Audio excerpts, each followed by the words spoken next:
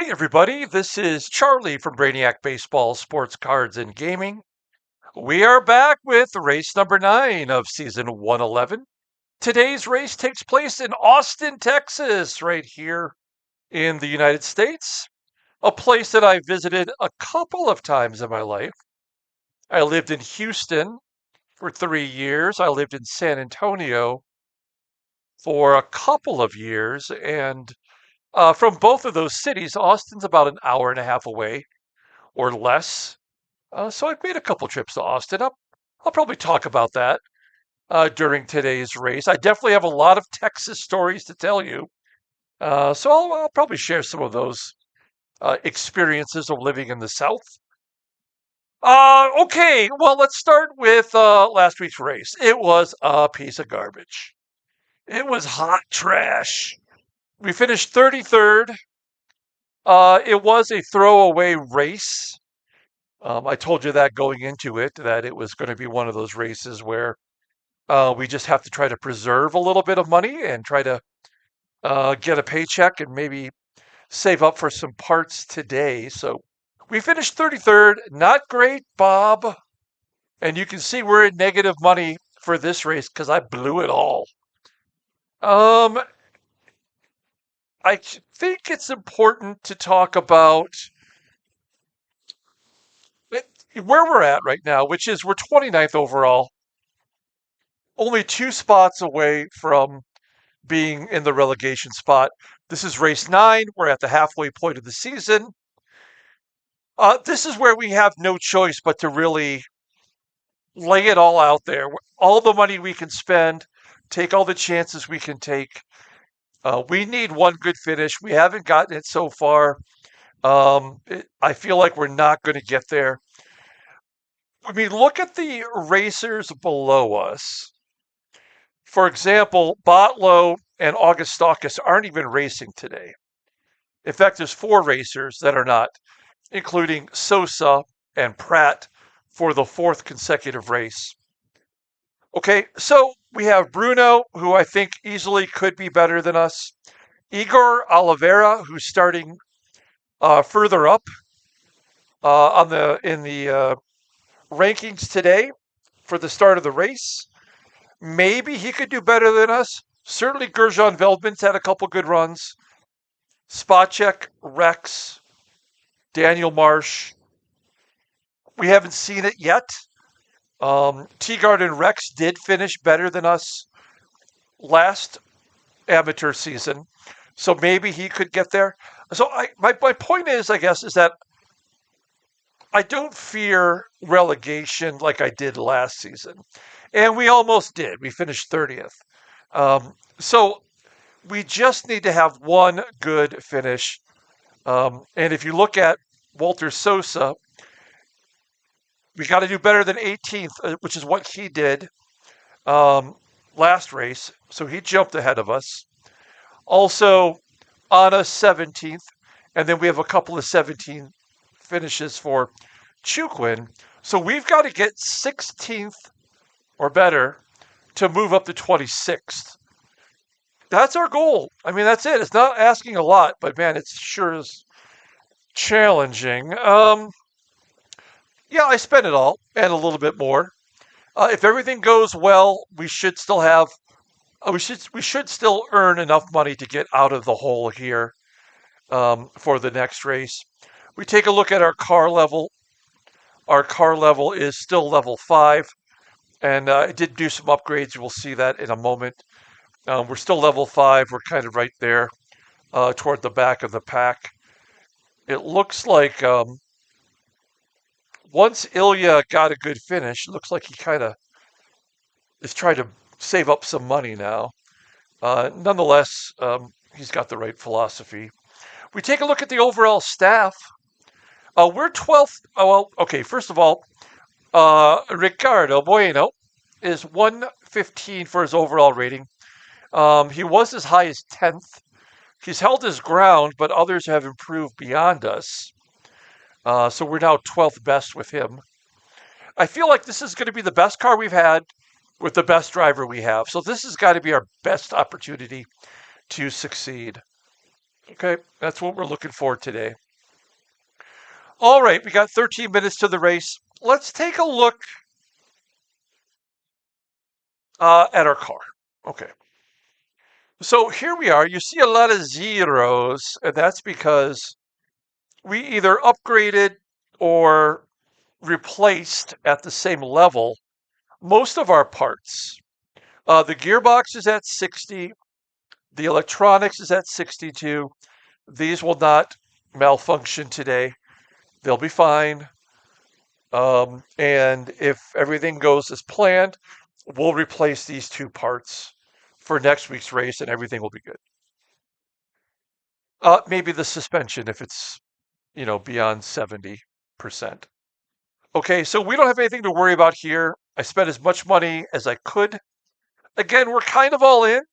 We're pushing the chips to the middle of the table and keeping our fingers crossed. Now, today's race, before we show you the practice, is going to be in Austin, and it will be raining when the race starts.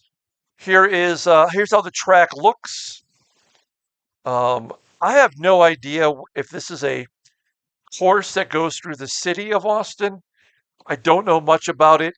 It's 56 laps. It's a fairly long track. Time in and out of the pits, 17 and a half seconds.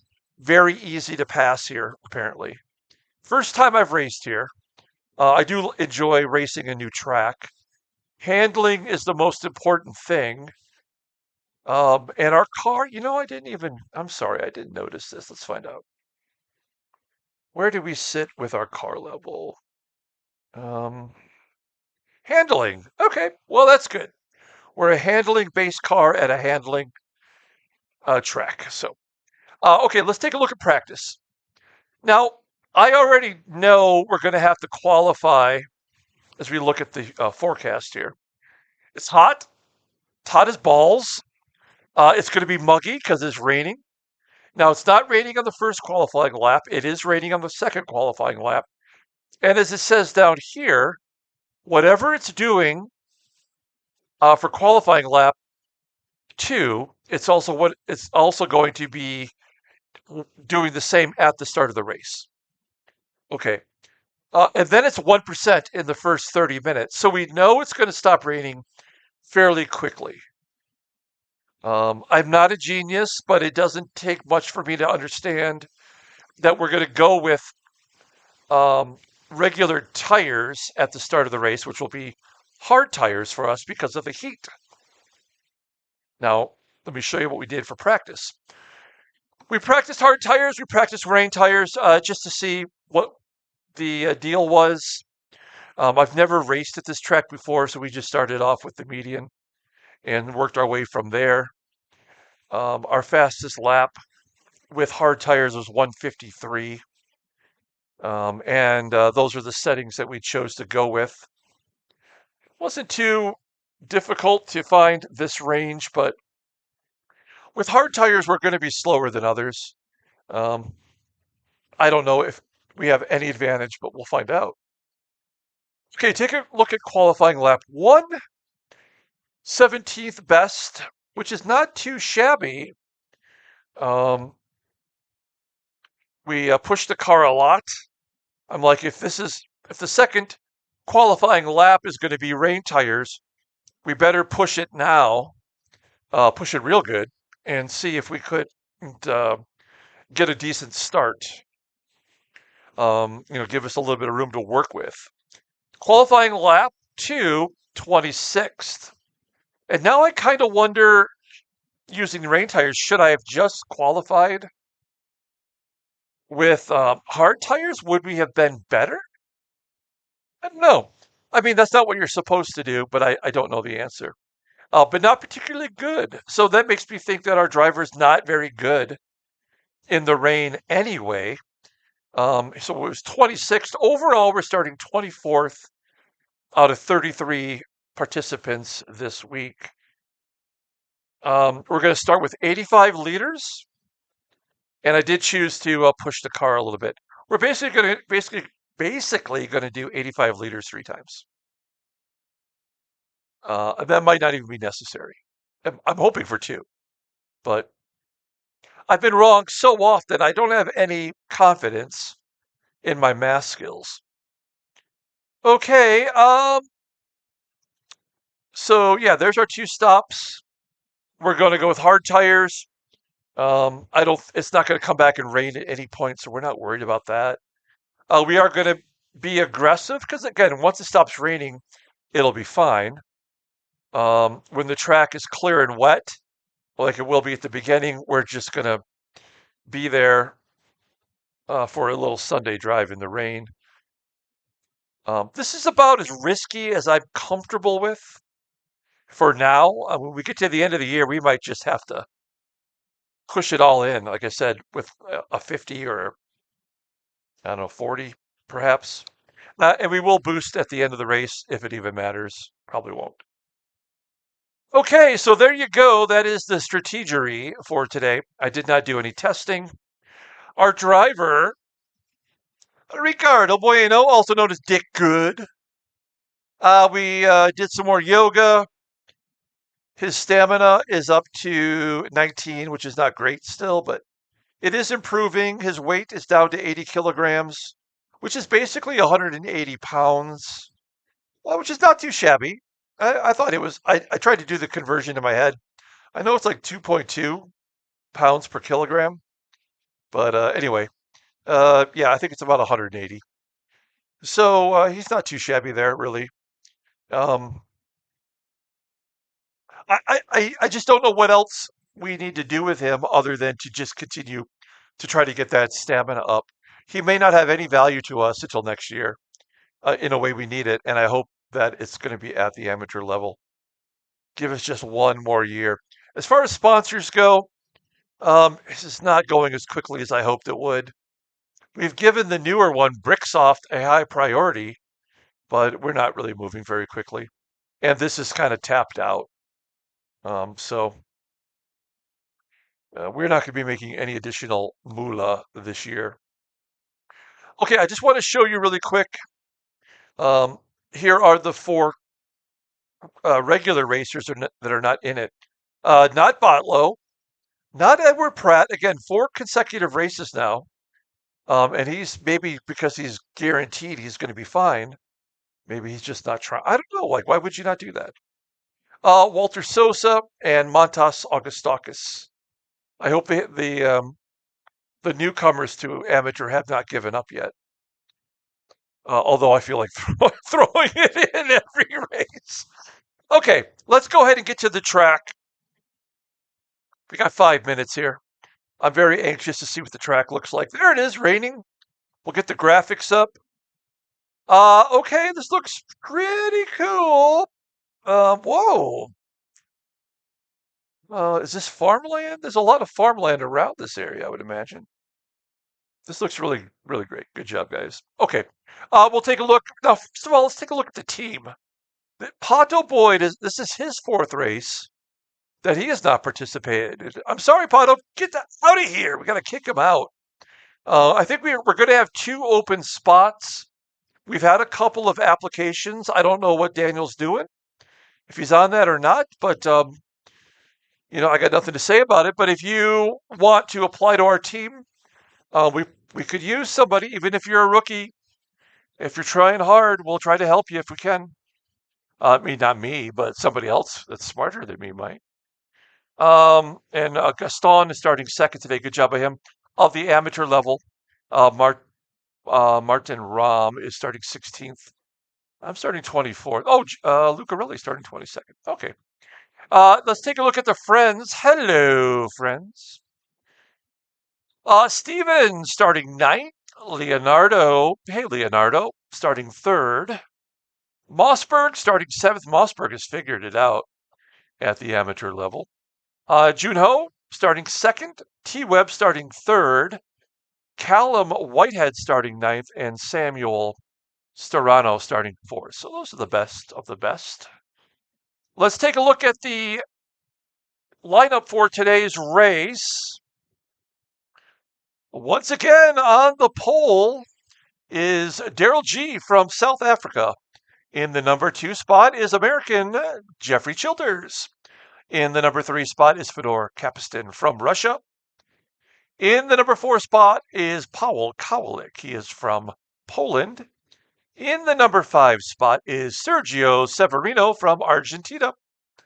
In the number 6 spot is Rich Nichols from Canada. In the number 7 spot is Johannes Haparanta. He is from Finland. In the number 8 spot is Siapania Viorel. He is from Romania. In the number 9 spot is Konstantin Saratovsky from Russia. In the 10th spot is Kaan Dagasan from Turkey. In the 11th spot is Gavin Adam from Australia. In the 12th spot is our friend Manoli from Greece. In the number 13th spot is Anna Zielman from Brazil. In the 14th spot is Mario Lane from Estonia. In the 15th spot is Alexei Laktiana from Russia. In the 16th spot is Gabriel Privitali from Italy. In the 17th spot is Jesse Salminoja from Finland. In the 18th spot is Alexandru Micu from Romania. In the 19th spot is Raul Moreno from Spain. In the 20th spot is Igor Oliveira from Brazil. In the 21st spot is Edward Chuquin. He is from Venezuela. In the 22nd spot is Gianluca Parella from Italy. In the 23rd spot is Teagarden Rex from Canada. Maybe he's going for it today. In the 24th spot is me, Charles Jackson, from the US. In the 25th spot is Stephen Gray from England. In the 26th spot is Gerjan Veldman. He is from the Netherlands. In the 27th spot is Ilya from Russia. In the 28th spot is Ludek Spacek. He is from the Czech Republic. In the 29th spot is Daniel Marsh. He is from England. In the 30th spot is Glenn Harvey from Australia. In the 31st spot is Chris Swindell from America. From the 32nd spot is Pavel Benkurik. He is from Slovakia. And in the 33rd spot today is Bruno Nascimento from Brazil. Okay, so there is the lineup for today. I was just talking about my fears, and there's Teagarden Rex getting a pretty good start. I think of all the racers that are behind me in the standings, Teagarden is the only one that is starting in front of me today. So we got to keep that guy behind us. Take a look at all the racers that are using rain tires out of the start of the race. I am not, as you can see, but Swindell, Harvey, Ilya, Gerjan, Mario, Khan, Johannes, Rich Nichols, and Powell Kowalik are. So this should be interesting. We're probably going to drop back a few spots. Since there are 4 of them behind us, we always drop back a few spots. So, I don't know. I would like to see us, be aggressive, but we just don't have the tires yet. The ideal situation is within the first 3 laps, the rain will stop. And if that happens, then, maybe we've got a chance at a good finish today. If it goes much further than that, then we are probably going to be screwed. But there are so many other racers that are running with whatever their choice of tire is other than rain from the beginning. So why am I getting passed by so many? Wait, it's not even updating over here. It's happening so quick. It hasn't even showed me drop yet. Oh, there we go. I think I had the wrong thing up. Oh, damn it. Well, if I did, forgive me. I am just coming in off the street pretty quickly, to be honest, and jumping in today. My Fridays can be a little bit longer at work, and that puts me in a little bit of a rush. And I guess my brain wasn't quite functioning yet. But yeah, we're just getting passed by so many here. This is typical for us. I don't know why we can't just be good. You see all of the drivers with rain tires moving up quickly. In fact, right from the first 5 positions.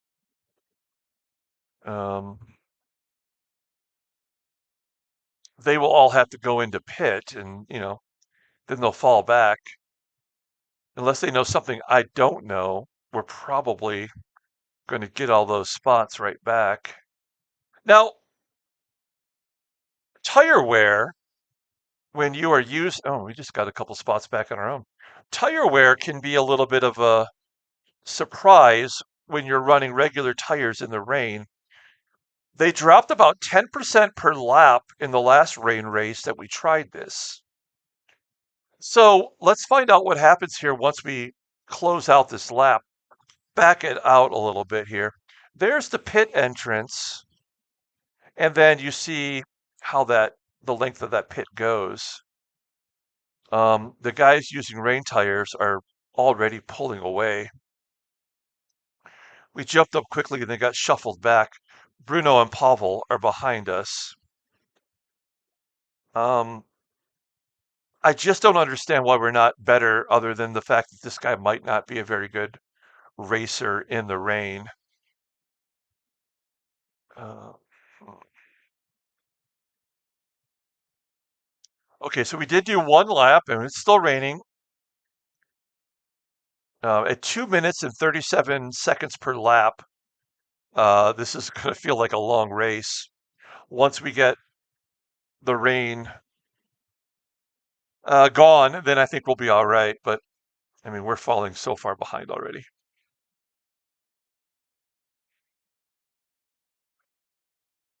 I mean, if we start 24th, how are we 31st by the end of the first lap? How are we not racing at the level of 24th? What is it?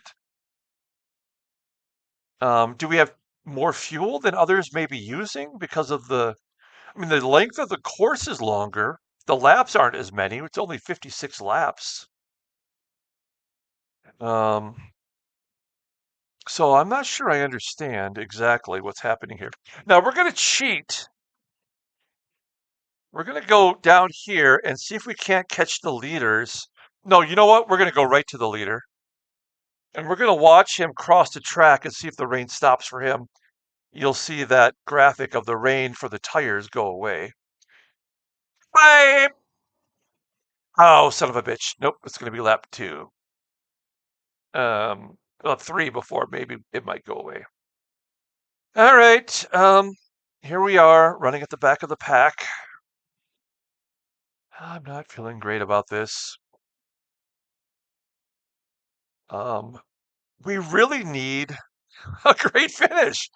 I mean, we got to get 16th. It's the only way to guarantee that we will not get demoted. Um, you know, there is a part of me that feels like getting demoted wouldn't be the worst thing in the world. At least we'd have more fun, competitive races to broadcast to everybody. But, like, we're here. Let's figure it out. And the growing pains have been lasting from age 10 to age 20 right now. We got 10 years of growing pains. We're not really making much improvement, it feels like, from week to week.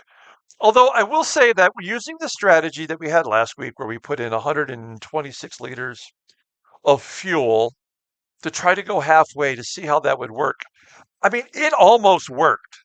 We only fell 3 laps short in totality. If it had worked, we probably would have had a 18 to 22nd place finish, especially with all the technical issue cars. So it wasn't like we just completely blew it. We just were off a little bit. And that's kind of how it's been all season. I mean, look at all these cars. We are all running together. It's not like we're falling way off the pace. We're all on the same straightaway, which I would think would be an advantage for us. Um, you know, if we had the rain stopped. Let's go to Johannes. Here he is. Come on, rain. Bye-bye. Oh, you bitch. Okay, so what's happening? This is not good. This has lasted a lot longer than I thought it would. Not happy about that. Because it says 0 to 1%. in the first quarter of the race, if it said 40%, then I would be like, well, maybe it's worth it for us to switch to rain tires at the beginning. Um, so right now, this is not worth it to me. After 3 laps, if it doesn't dissipate by then what are we doing? You know. But I'm not alone.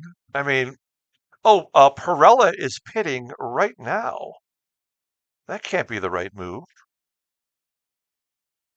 Or is his idea to go into the pit, and then go to his hard tires or whatever he's going to go with right now? Let's see if this.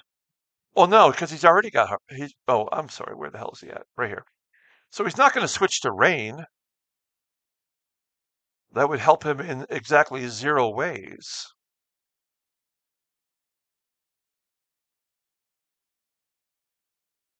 Hmm. I don't know what happened there.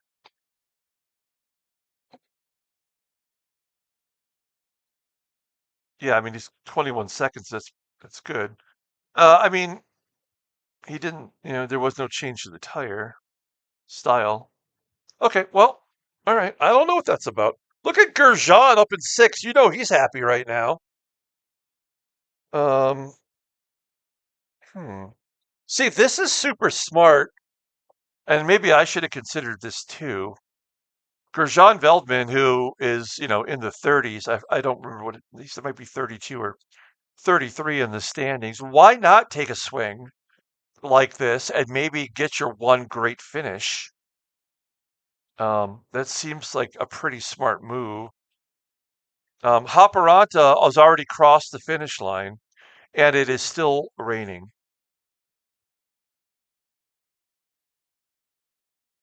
Hmm.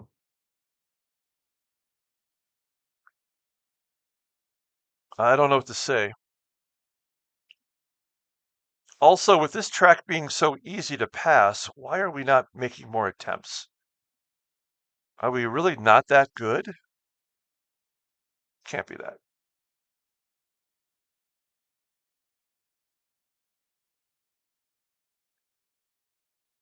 This is a cool little design through here. Texas, of course, is the Lone Star state. That's why that's there. If that's celebrating something else entirely, not sure. Okay, well, we're crossing another finish line for us. Still raining. Damn it. We're on lap 5. At some point here, there we go, making a pass. At some point here, this is diminishing returns, right? We're not getting any value out of this idea of staying with hard tires. We're only down to 96%. So, unlike the previous race that where we drove with regular tires during the rain, I forgot what I used, mediums maybe. We're not losing anything here. So that's the good news. When it does stop, whenever that is, other than having to worry about our fuel,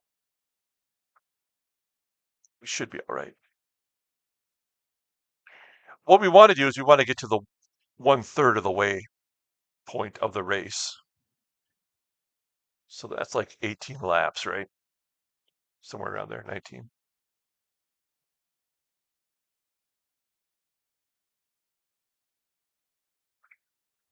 Oh, let's see. Did he pass the start finish line? Yes, it is not raining. So we're going to watch everybody go into the pits, and then we're going to go bye bye and just pass everybody.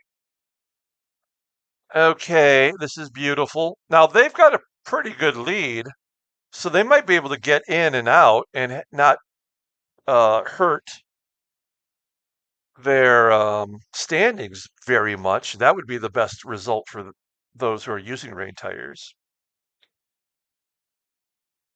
Now, um, if we don't pick up some ground here, as soon as this goes to dry, then I mean, I think we're kind of screwed, like I didn't think we'd be this far back. Um, I mean, I don't know. I mean, it's hard to say. I really don't know what we could possibly do. I mean, Perella's about to get lapped. Okay, dry your tears. We're gonna start picking it up here now. I mean, we really should be blowing past these people. Maybe not Raul Moreno. He's pretty good normally, but we should start picking off Marsh and Rex and Oliveira. Let's go. Salmanoja makes a mistake immediately. Oh, there he is. Wow, he just likes going off-roading. And we get past him fairly quickly. Okay, so we're up to 28th. We started 24th. These are folks are pitting already. Hopefully their pits will not be short. We're on the straightaway. This should be an advantage to us, but it's not. Ilya going into the pits. These others are staying out for another whole lap. And yes, they have switched tires. They are still in there. We may not actually catch these three. Well, I think we might catch Ilya. So Hopperanta's coming out in 7th. So it did not hurt him as much. Lane is going to stay in front of us too. Well, if you did not go in on that lap, that first opportunity, you've got to be falling off the pace pretty quickly. We did not take advantage of any of those three that had those tires. So that's very bad for us. That is some knowledge there. If they got that right, oh, well, maybe we might get it out in front of, well, we did. We got out in front of Ilya. So Ilya falls to 28th after that, while Hopperanta was 7th and Lane, I'm sorry, yeah, 7th and Lane's 12th. And then Ilya gets shuffled back another spot. Hmm. Salmanoja's coming up quickly too, getting past Ilya. Okay, here we go. So the next group is going in. Nichols. Is Kaulik going in or is he staying out? No, he is staying out. Dagasan is going in. Veldman, we'll find out here in a second. Veldman, Harvey, and Swindell. Harvey and Swindell are okay, yeah, there we go. So Veldman, Harvey, and Swindell. Did Swindell stayed out? Not going to lead a lap if that was his strategy. Kowalik, it might have been his strategy. We're at the 26th.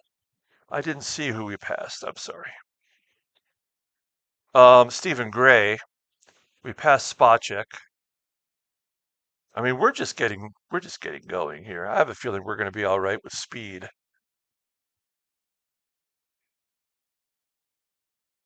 We're on lap 7. No. Stephen Gray takes the spot right back. I don't like that at all.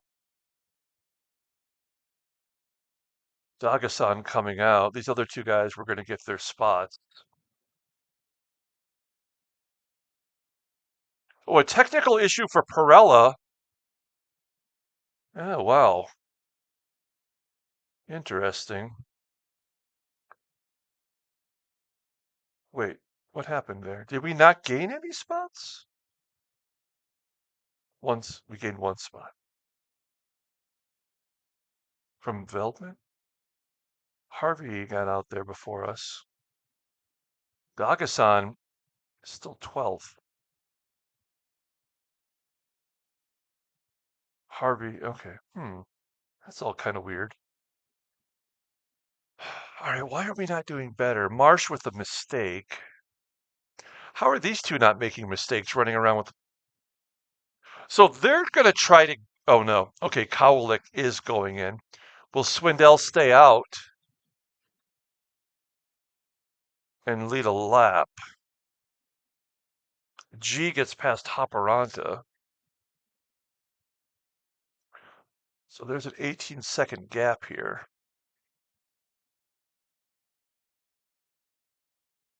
Kowalik is in the pits. Swindell takes over the lead. So that was good for him.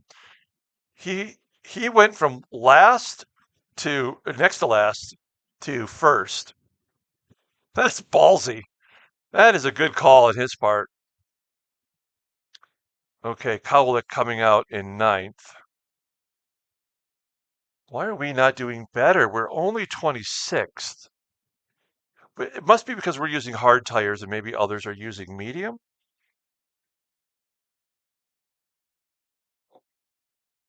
It's 43 degrees Celsius.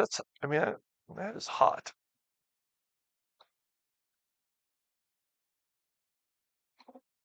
That's the type of hot that it does not get in Austin, really.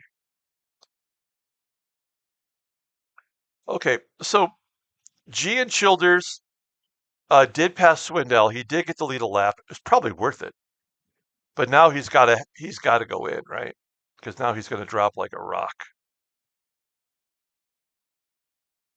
We're 26th. We're not really making any headway. We started 24th. We're 26th, and it's lap 9.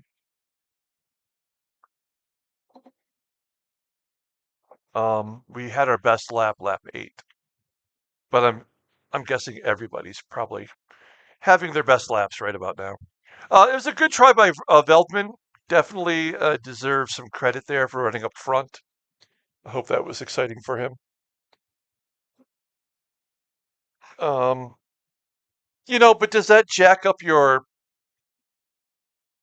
pit plan?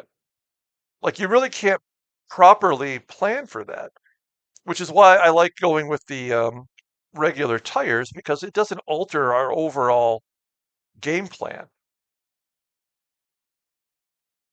I mean, we're on lap 9.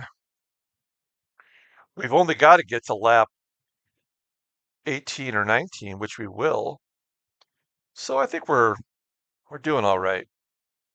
We probably could have went a lot further. We probably should have put 120 liters in fuel, but we're not we're struggling as it is.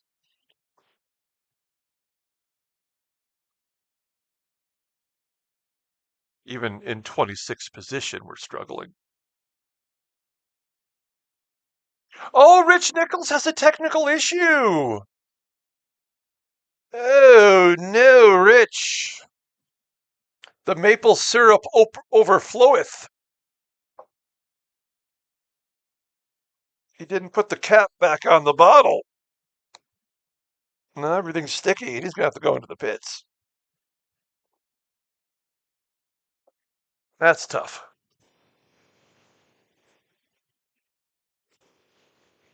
I mean, I feel like he didn't think this would happen, whatever this is, because he wouldn't be worrying about whether or not he had rain tires. I mean, it wouldn't have made a difference. He'd be able to just go out there and run it.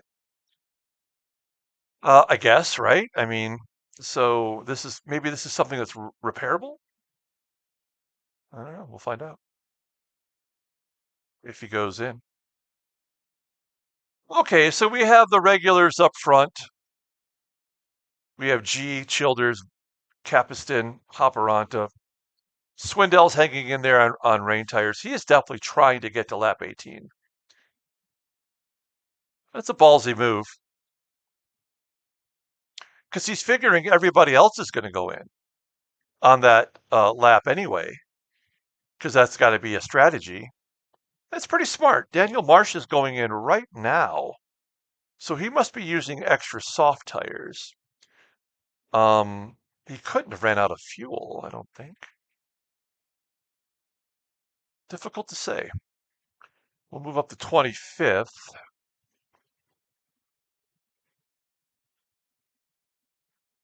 Rich Nichols has dropped down to 6th. He did not go into the pit, so maybe this is a problem he's just going to have to live with.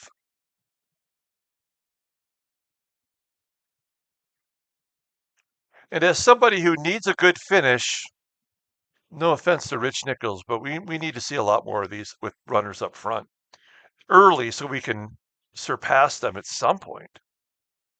We're 35 seconds back, which is not terrible. Pavel Ben-Kurik has an issue, a technical issue. So I guess for some, this is their throwaway race.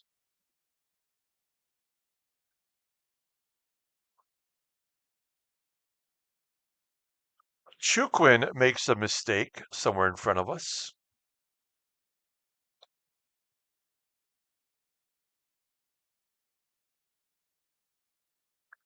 Now, keep in mind, we are using a risk of 18 for aggressiveness, which is more than we normally use, but we don't really see us being aggressive. Swindell will finally pit. So it looks like we'll gain a spot with that. And we'll be back to right where we started.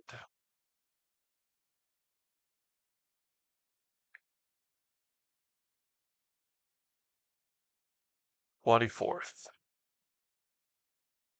I think that was a really smart move for Swindell. Maybe that takes him out of the running today, but you know what? He got a lap led, and that looks good. Got to be happy for him for that. Rich Nichols running in 6th still, so whatever his problem is, not slowing him down much. Oh, good job there by Harvey getting around Miku. One of our subscribers always wants me to finish better than Miku. Oh, Harvey going off the track. See ya! We're up to 23rd. Hey, we're +1 this race. I have a feeling Harvey will catch us pretty quickly, but Swindell is making a mistake after all of that. Well, of course, he just pitted, so that is a must. Pour salt on the wound for sure every time that happens. I would love to see that eliminated completely every single time. Come on, it doesn't have to be that way. You shouldn't be double punished.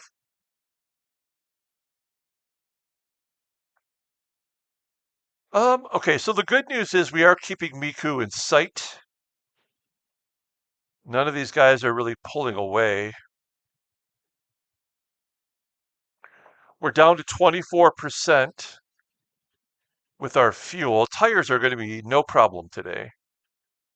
We're definitely going to get more than a third of the way. Maybe a couple extra bonus laps in there.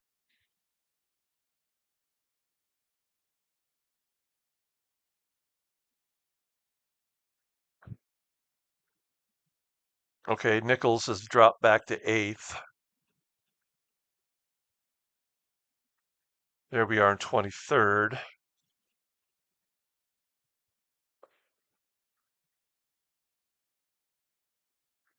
I think by all accounts, this is going to be a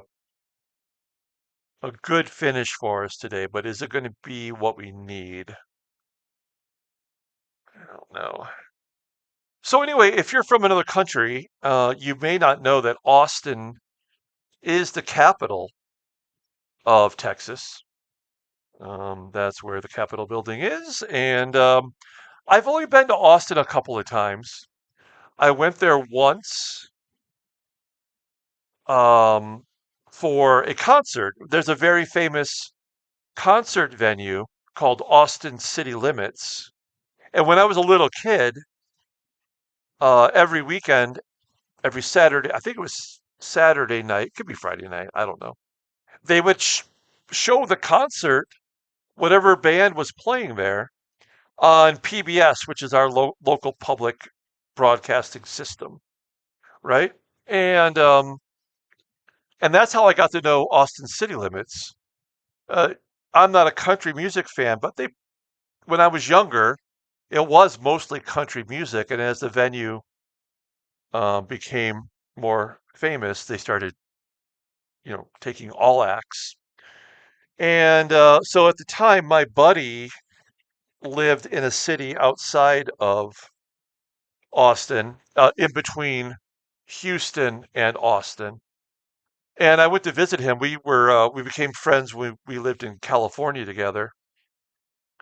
And I drove up to see him, and then we went to into Austin to see a concert at Austin City Limits. We saw the now very famous Lucy Dacus, who I'd never even heard of.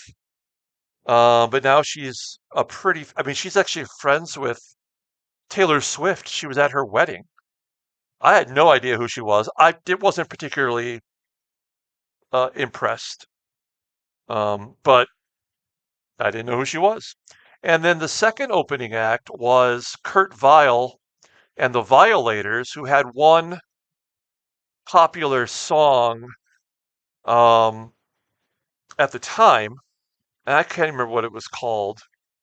But I thought he was terrible, although I know he's got a really good following now. But I had never heard of him before at that point.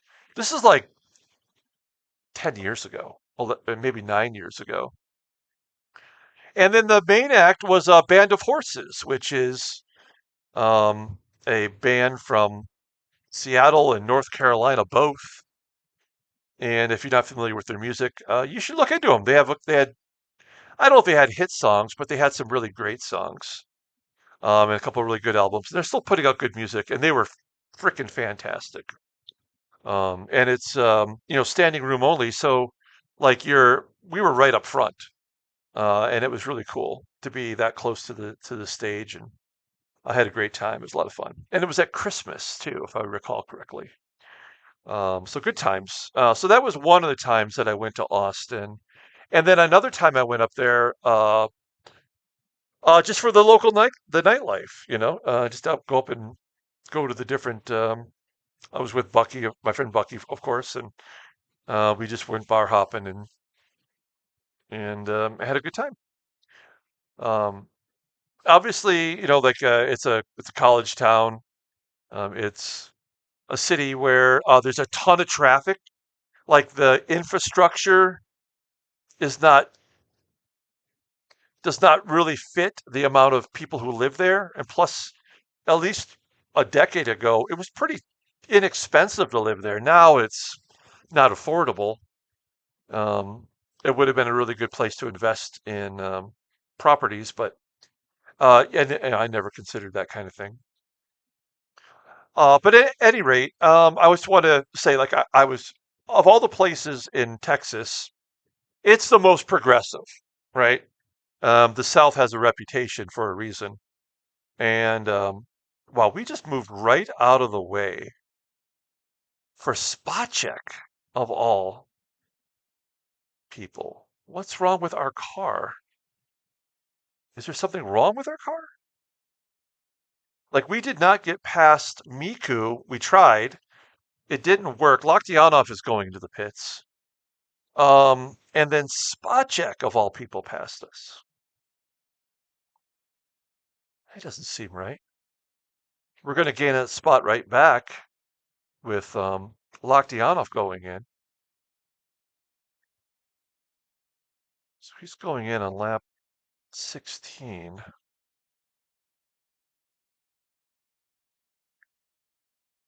Yeah, that his math doesn't work out either. Okay, so we're back to 23rd. So I lived in Houston for 3 years. In I lived right in the flight path of NASA, and I was living with a um, hmm, I want to say former girlfriend, but I wouldn't really describe it that way. But we had been together before, and then we broke up, and then we got back together later in life in Houston. And where she lived was right in the flight path of NASA. And it was great. Oh, are we going to move into 21st? Oh, we could not get past Miku.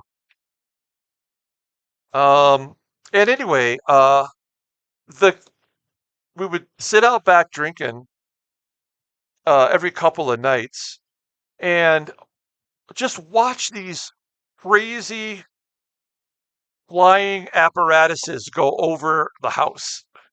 Like uh, things in flight that you wouldn't think would be able to remain in the air.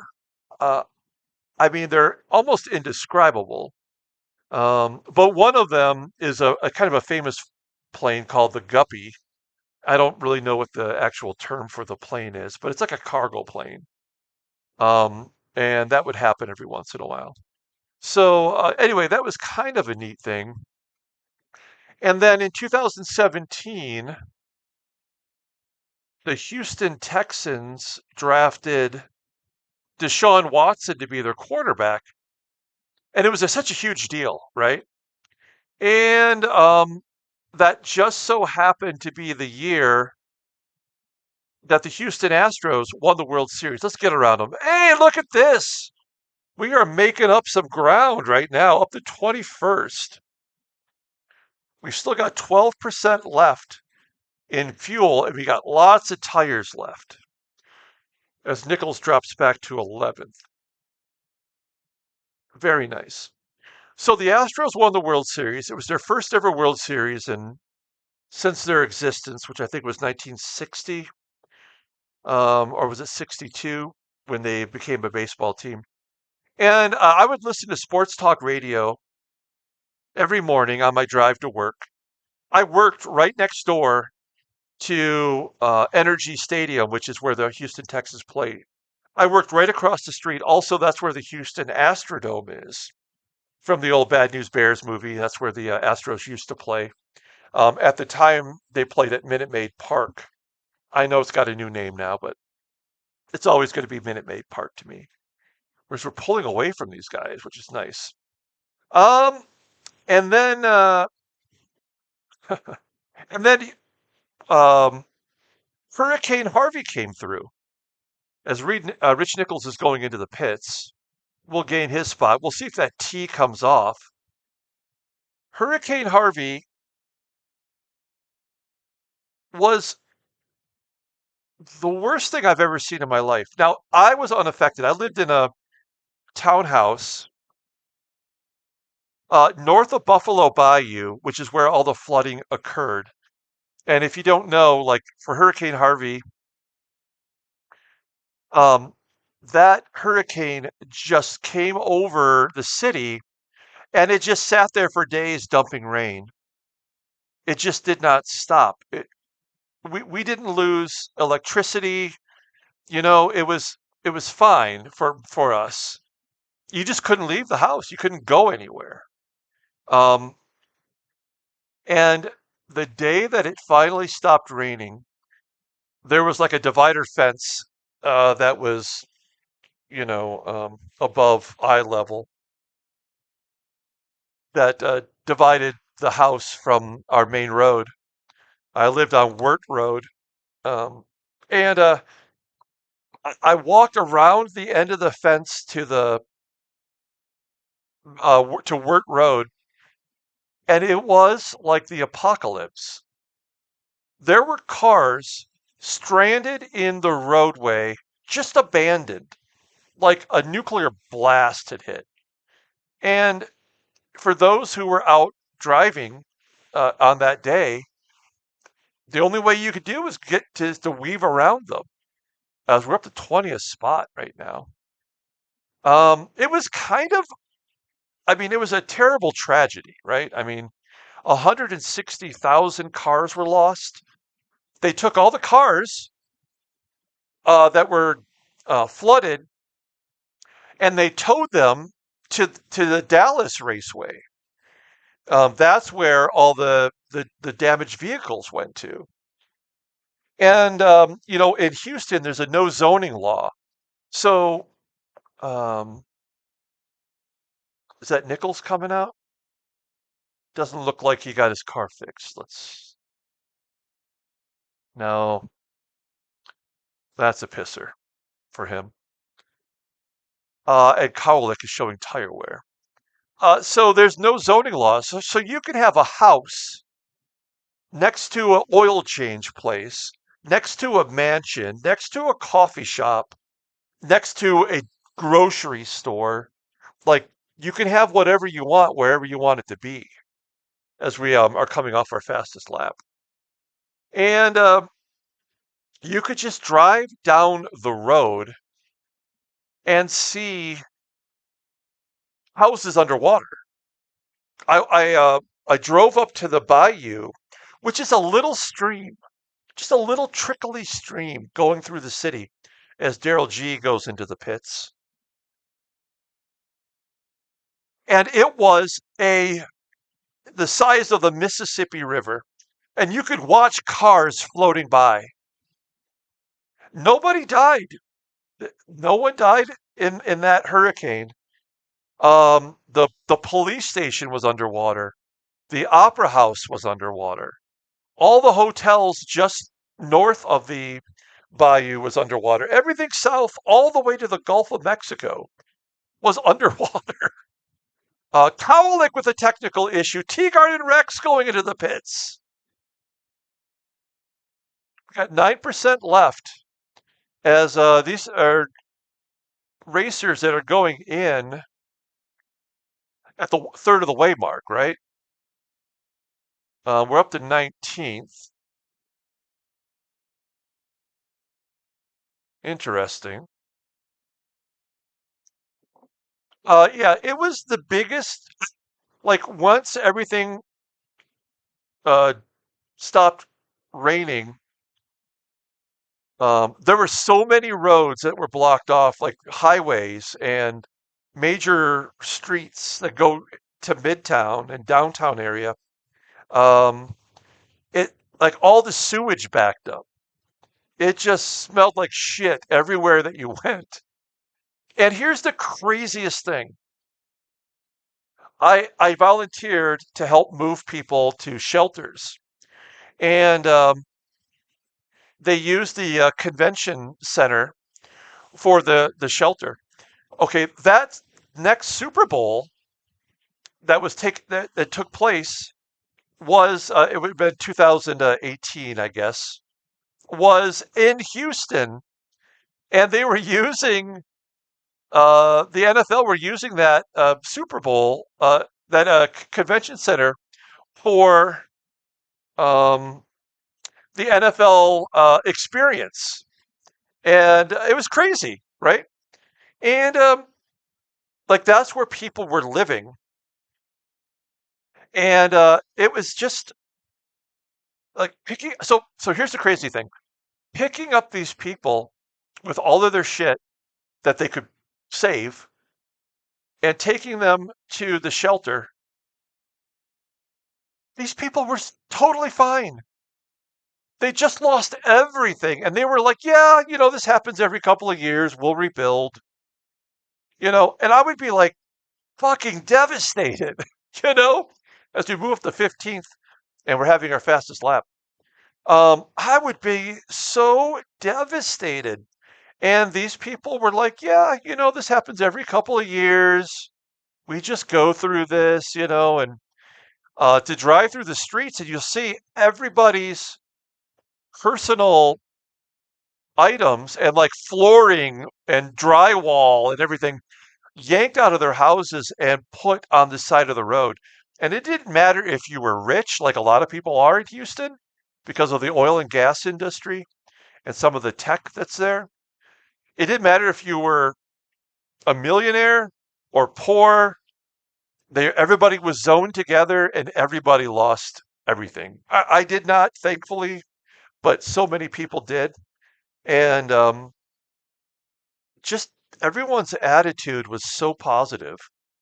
It kind of changed the way that I looked at things a little bit, like, you know, the things that day to day that get you down. And there's plenty of those things, especially in the United States right now. This is, 10 years ago or whatever. Um, yeah, it was crazy. I just try not to let things affect me like I used to in the past, because it could be so much worse, and I saw it with my own eyes. Anyway, it wasn't long after that that I'm like, I'm getting the hell out of here, and I moved back to Michigan, where I'm from, briefly. I mean, it was like less than a year, and then I moved to San Antonio, where my sister lives. She's got MS. I'm not sure she wants me putting that out there, but I'll say it anyway. And we're up to 13th, by the way, and we'll probably have to go in next time around, or maybe one more. But yeah, she's got MS, and so I went to stay with her for a while, and then that's when I went to Austin. The second time was during that period. Daryl G making a mistake after he pitted just a lap ago. Yeah, so I lived in Texas a long time. Um, I actually got transferred there for work all the way down as far south in Texas as you can go, in a city called Harlingen, not that far from Brownsville, which is actually the furthest south of Texas, near Matamoros, which is the one of the major border cities for Mexico. We are closing ground on this twosome in front of us too, which is kind of nice. I mean, I'm glad to see that we do have some speed. Will we go into the pits here, or can we get one more lap out of it? I'll take an extra lap if we can get it. Um, and if you haven't gone to the pits yet, you're probably gonna go halfway. I have just a little bit more fuel than we needed. Yeah, we are gonna go in here, and that's fine. So let's do this now. I don't know how far we're gonna drop back, but I bet you it'll be, I don't know. I guess we just have to wait and see. But anyway, so yeah, I lived all the way down there, and I didn't speak Spanish at the time, which was very challenging, as you could imagine. We need a good pit here, guys. Come on. Can you give us a 21 second? Because you're going to make a mistake anyway. Everybody's making mistakes right now. 23, 24, 25. There we go. Okay. 22nd, 23rd. Okay. This is not bad. Oh, wow. No, maybe it is bad. Oh, look at Ilya right there in front of us. We should catch him pretty quickly. Let's go. Okay, 26 is not the worst.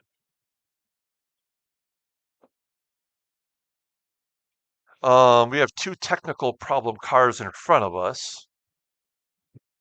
I suspect we'll catch Rich Nichols here pretty quickly.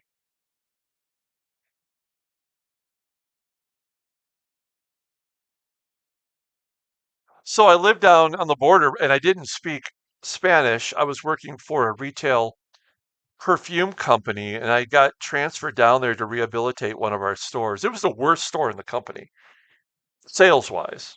We only had 11 stores. And this was the 11th in the company. And I got sent down there.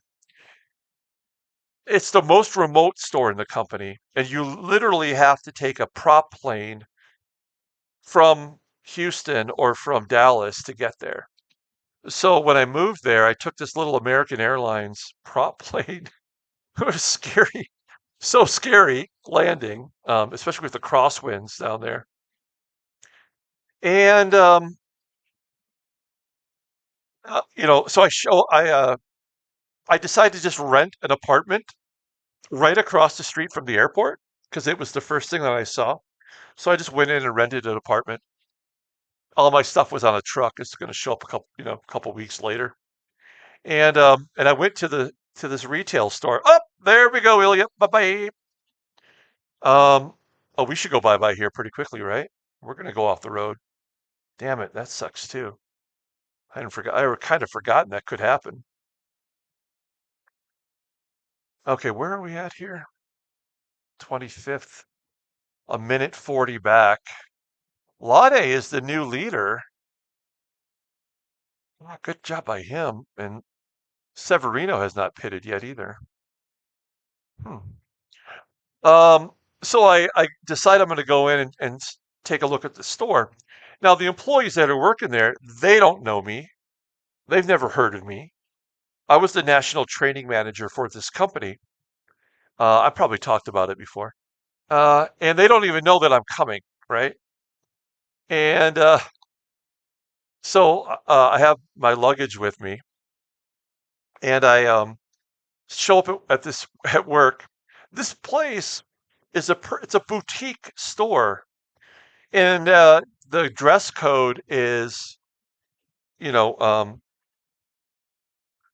shirts and ties for men, women wearing dress clothes like black and white.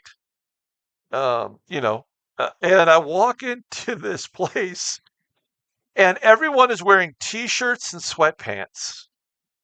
You know, and I walk in, and no one says hello, and no one even acknowledges my existence. So I walk around the interior of the store, and it's filthy, and it is doesn't nothing makes sense the way it's set up. There has been no I don't know what I mean, the manager that I took over for, I don't know what that person's problem was. But you could see that there was no leadership in that store. So I walked around the store, walked out the door, got on the phone, called the owner, and I'm like, here's what's going on. This is how they're dressed. This is how it looks. This is the cleanliness, you know? And no one acknowledged me and whatever. He's like, go in there, fire everybody. I'm like, okay. So I walked in the store and I go, hi, I'm Charles Jackson. I'm the training manager from corporate office, and you all are now terminated for not following store policy on many fronts, right? And so the three employees that were there, bye bye. They walked out the door. I had one employee, a male, and he was actually pretty solid. I did not terminate him because I'm like, I'm going to need some muscle in order to clean this place up.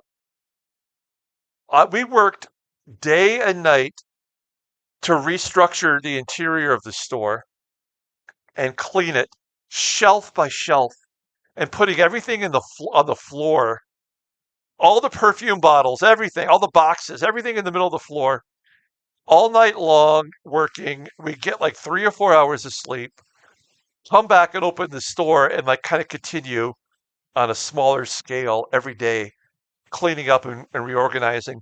I didn't even hire anybody yet. Once we got the store almost back to normal, like the way the store is designed to be set up, then I went and started hiring people. I hired a whole new staff, and the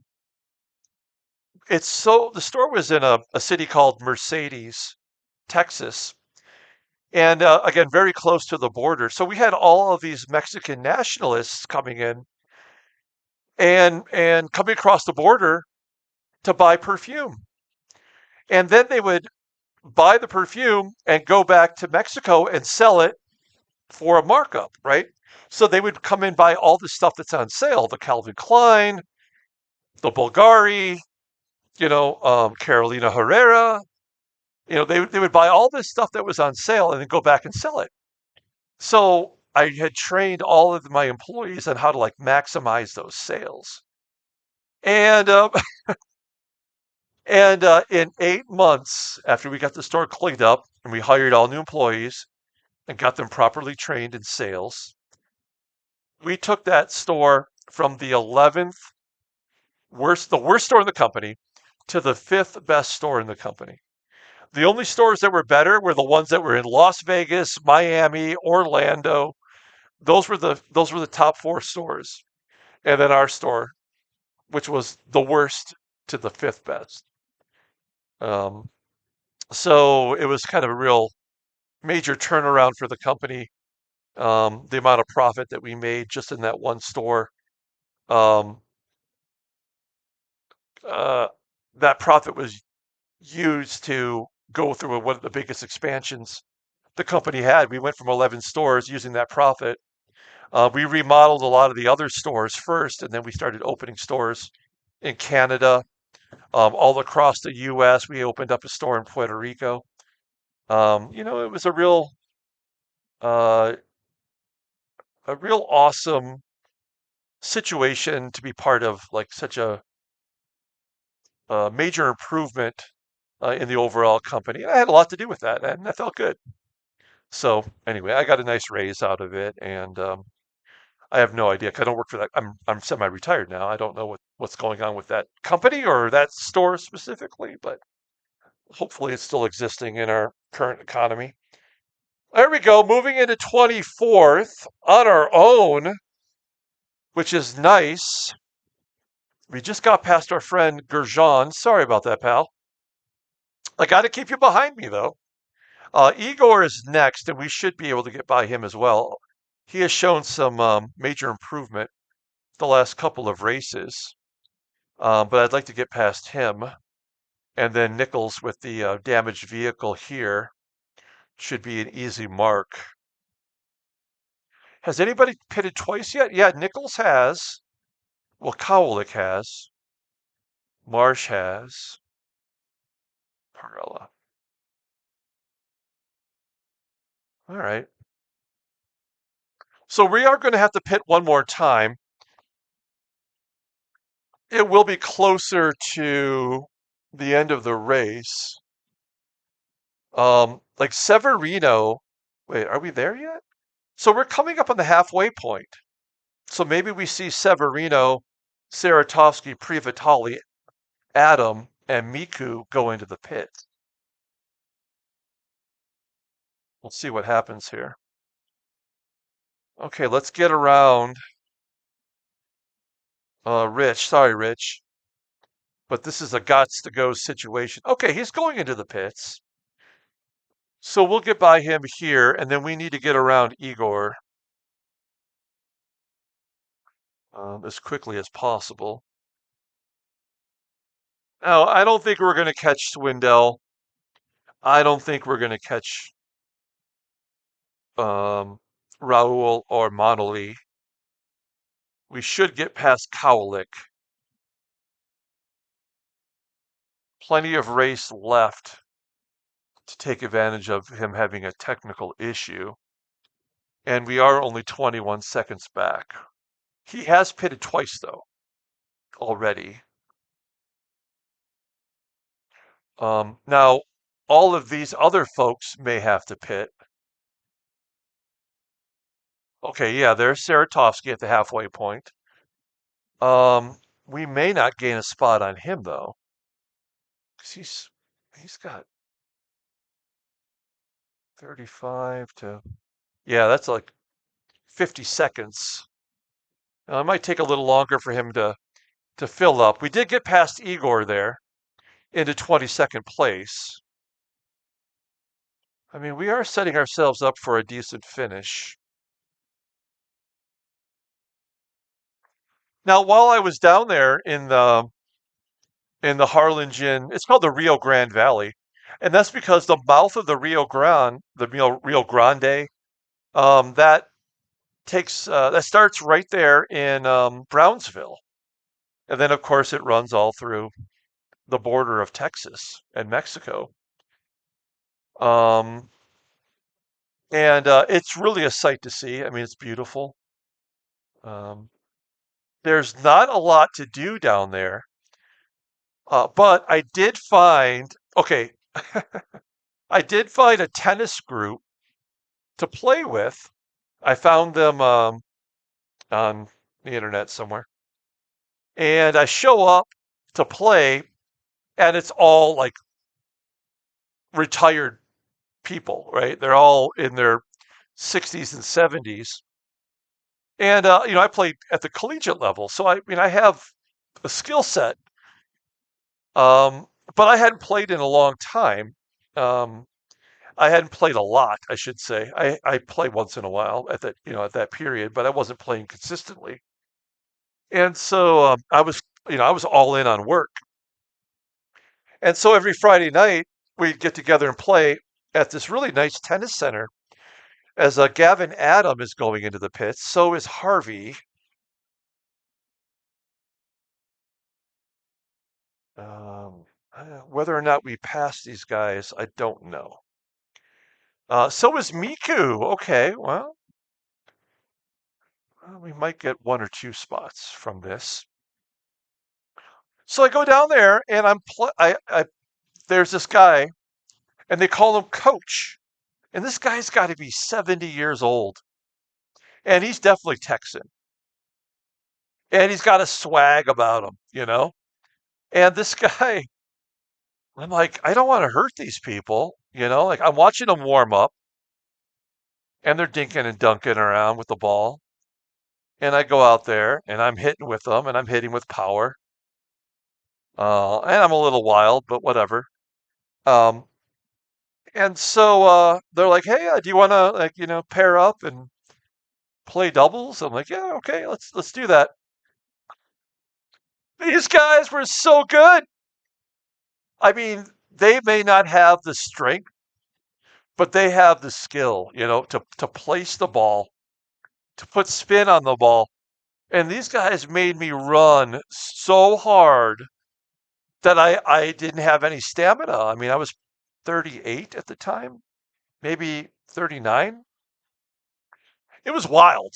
I mean, I never got my ass kicked like that before. I mean, I've lost plenty of matches, but by playing the power game, I'd never lost by like people getting me with overhead shots and just barely getting it over the net. We got a couple more people going into the pits here. These two, I don't think we'll be able to take advantage of. That's Severino, who was the leader for such a long time, and Prix. Saratovsky making a mistake, and Glenn Harvey, not that far in front of us just now, got a technical issue. So I think we've got a couple more spots here that we're going to be able to get. Man, I would love a 16th place finish, but we will have to pit one more time.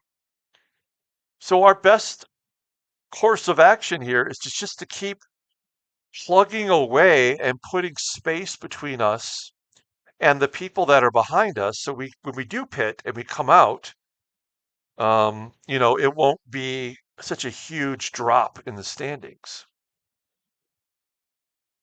So that was a lot of fun for me, playing tennis with people. It actually really sharpened my skills.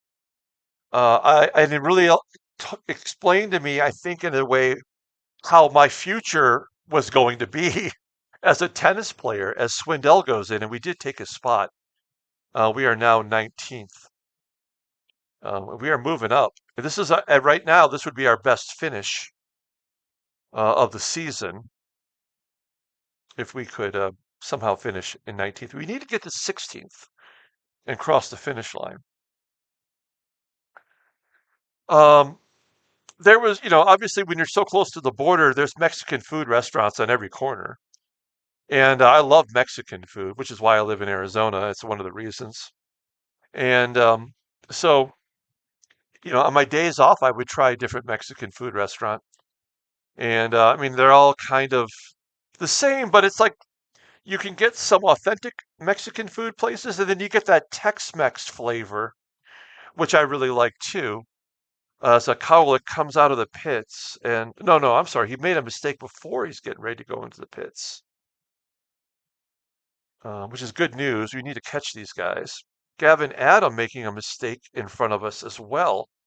Are we going to make a mistake? No, we have not made a mistake yet that I've noticed, but we do have one more pit, and maybe that's where this game is waiting for us. We'll see. Um, yeah, so like lots of good food down there if you like that kind of thing. But I will say the funniest thing is I didn't know how long I was going to be down there. As it turned out, I was only down there for about 8 months. That's all it took me for me to turn that store around, which became my primary position within the company. And as we started opening up these new stores, as I mentioned before, I would live in these cities for a period of time while we would get the store open, and then I would hire everybody and train them, and then I'd move somewhere else. So I did not know I would only be down there for 8 months, but I joined a dating website. I'm like, I want to, I want to meet somebody. I'm lonely. I wasn't dating anybody. There was nobody to hang out with. I wasn't going to hang out with my employees. And all I had were these guys that were 30 years older than me playing tennis.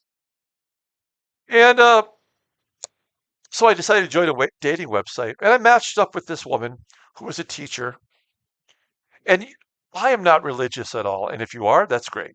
Like, but we're in the deep South, right? Everybody has chosen their respective religions. And I went out on a date with this teacher. Um, she's taught special education for a lot of for disabled children and whatever. So I like, well, she's got a good heart. She wasn't exactly my type, I could tell, but I mean, she was like, I could tell she was a good person. And so we decided to meet for dinner at this Mexican restaurant. Of course, it was actually the nicest one in the city, the one with the best reputation. And I hadn't eaten there before because there was not a reason to go there. Well, now I got my reason. Cowlick going into the pits. We're going to gain one more spot here for sure. And hopefully keep him behind us. We still got 27% fuel, so we're looking pretty good. And I got to give credit to Igor for staying right on our tail as we're catching up to these other two cars in front of us, Gavin Adam and Prix. So I go on this date. I'm going to tell you two dates stories here, since we got time. So we're up to 18th. This is fantastic, by the way. Okay, so go on this date. We order margaritas. I'm a one margarita guy. If I'm going out, I'm not going out to get fucked up.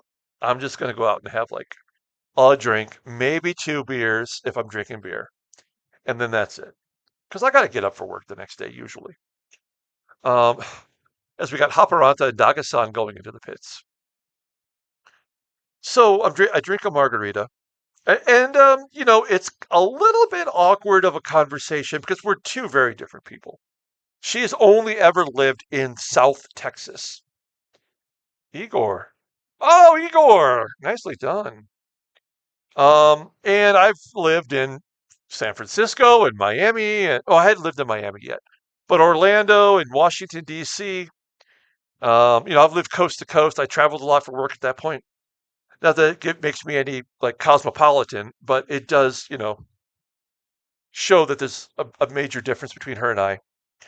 And then she starts talking about religion, right? Okay, fine. You're like, this is fine. And I explained my position, and she didn't seem to mind.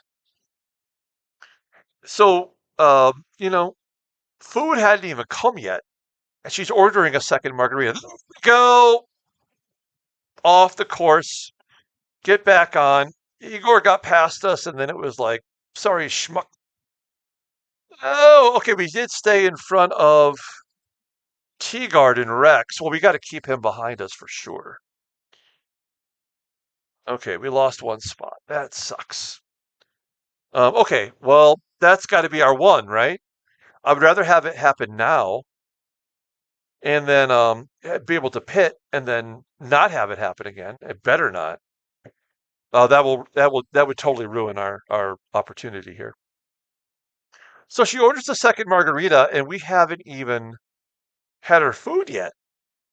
So she starts drinking the second margarita. I'm kind of wrapping my first one up, and all of a sudden she gets super racist. And I mean, I'm Caucasian. She's Caucasian. And I'm like, this is a teacher, albeit special education students. But like this is a person who's teaching kids and she is like letting it fly about how she doesn't like living in the South with, people who are not like her. And I'm like, "Oh my God, check please." I The food came and it looked so good, but I was so offended by her and her like her turn from good to evil, like in just a matter of a margarita. And I was like, I couldn't believe it. And and I did. I was basically like, I took a couple bites. I said, "Check, please."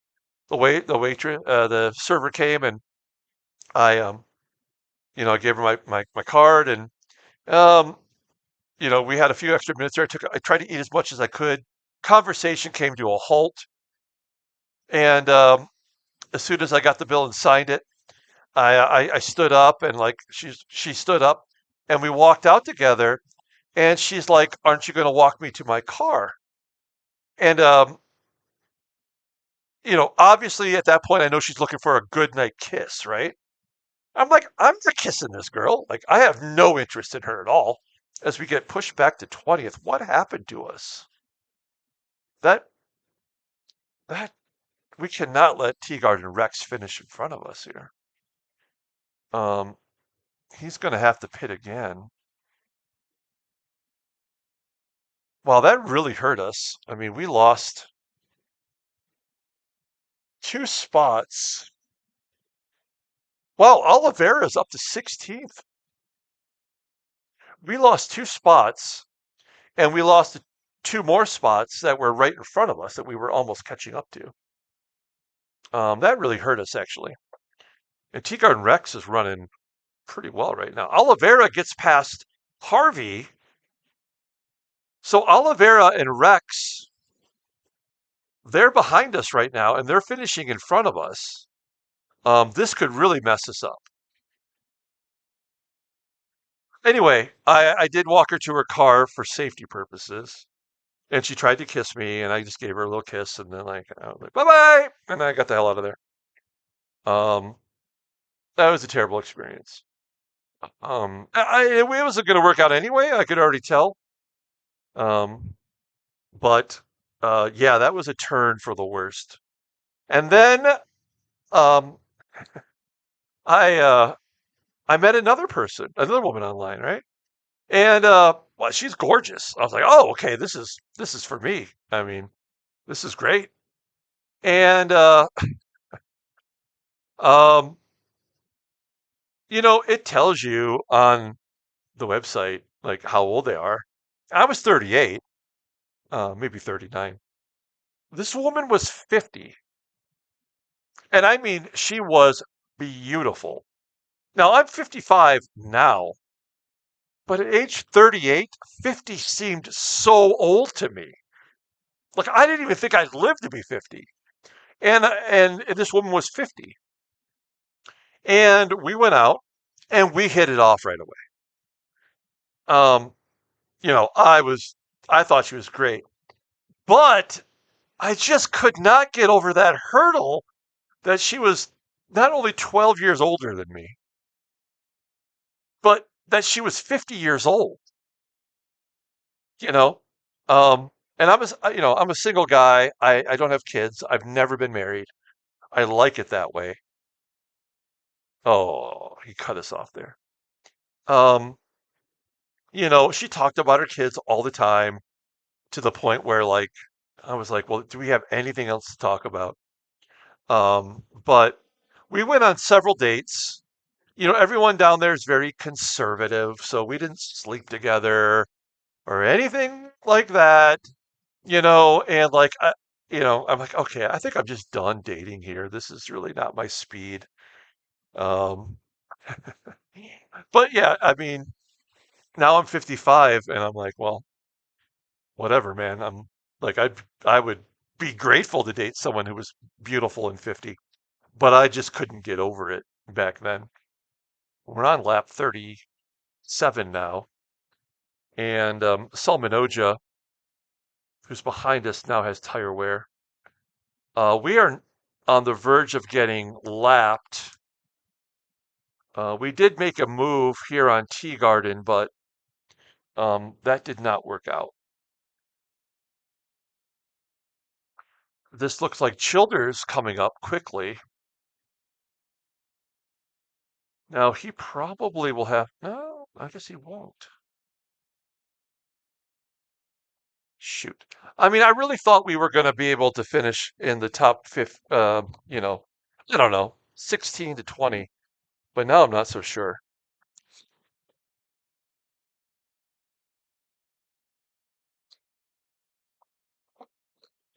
Um, yeah, I don't know.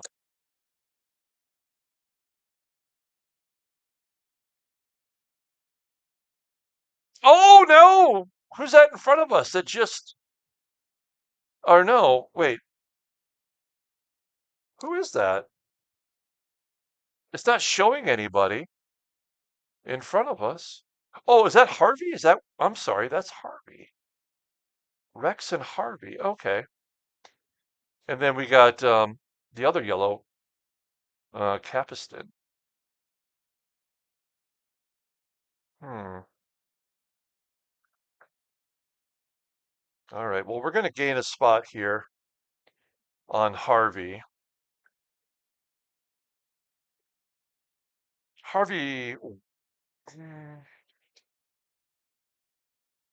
30. Yeah, he will have to pit one more time too. I mean, I'm trying to project where we're going to finish.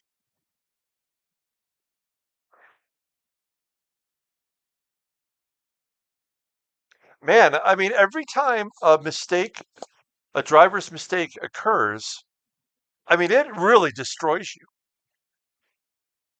I mean, that really, really hurt us in a way where I'm not sure we're going to be able to recover. We should be better than Teagard and Rex, but like he may have been saving up all season for this race because he's had nothing but bad finishes. And today, Igor and Teagarden are making themselves known.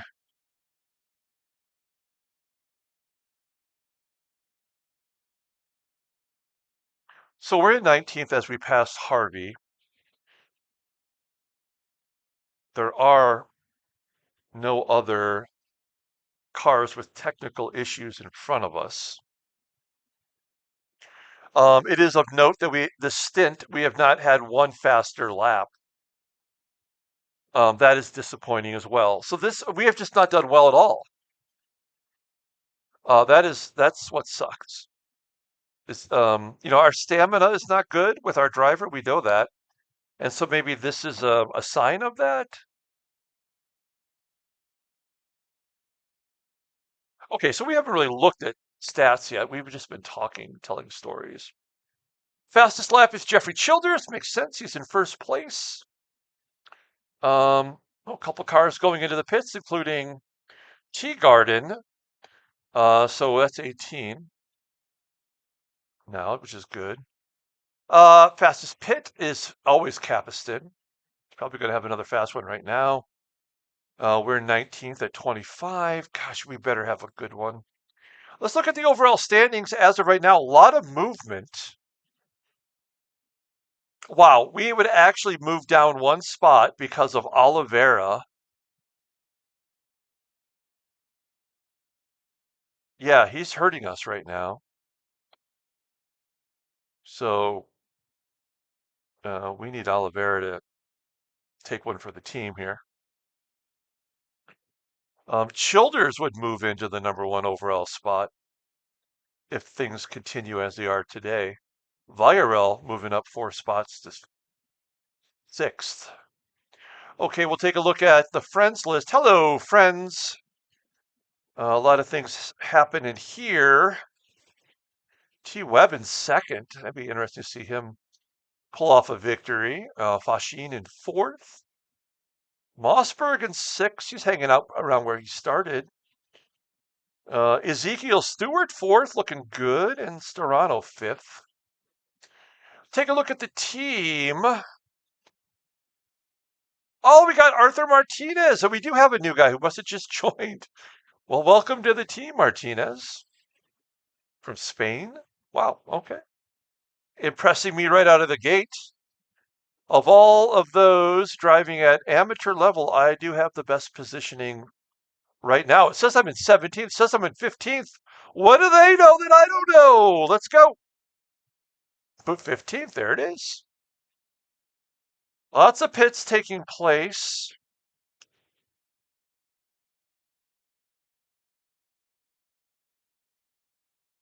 Oliveira included. Ooh, let's look at the standings now.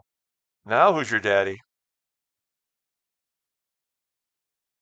I would move up one spot if we finish right where we're at right now.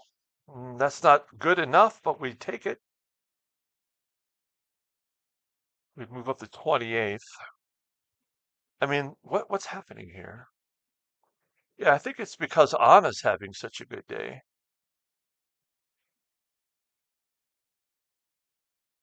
Wow, plus 10 for Chukwin. Okay. All right. Well, I mean, regardless, we are going to have to pit again. We have 9%.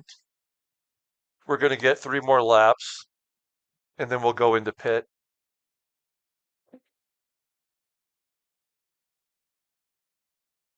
So once we pit, we'll fall back, and then I don't know what's going to happen then.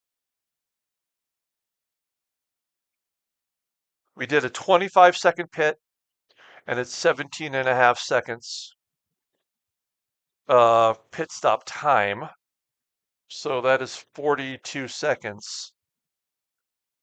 So count 42 back. We could come out in 26th, depending upon who else has to pit. Other, I mean, there might be, I'm sure there's plenty of other people that have to pit. So we'll probably finish right around 20 and it won't make a difference in the end. Yeah, we still have not been able to top our pit best lap. We are back on the lead lap for what it's worth. I'm pointing out that Villarreal is in first and he will pit right now. And that'll put Capiston back in the lead with Childers right behind him. Chukwin will have to pit before the race is over. Severino will not.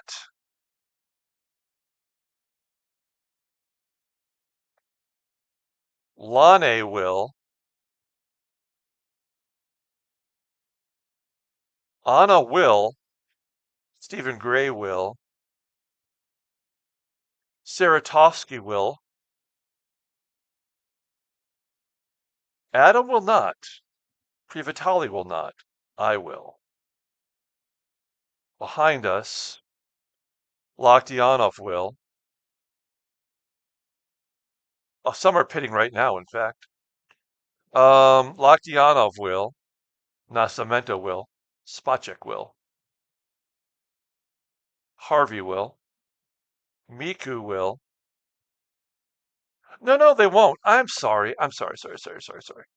No, will not. I don't think. Will not. Okay. I don't know.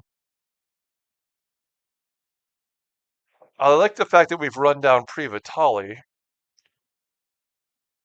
We're going to gain a couple spots here on Zielman and Gray.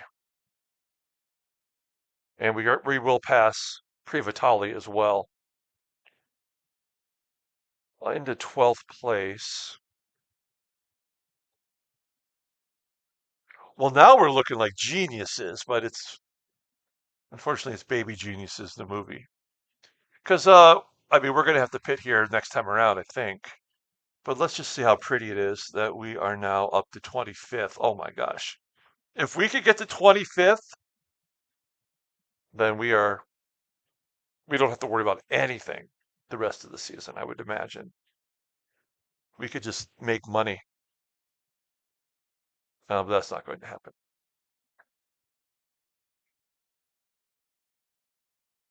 All right. Well, I believe we will pit here. We pitted lap 21. We're on lap 43. That will get us to the finish line. There will be others that will have to pit in front of us. Oh, maybe not. I don't know. Chukwin will for sure,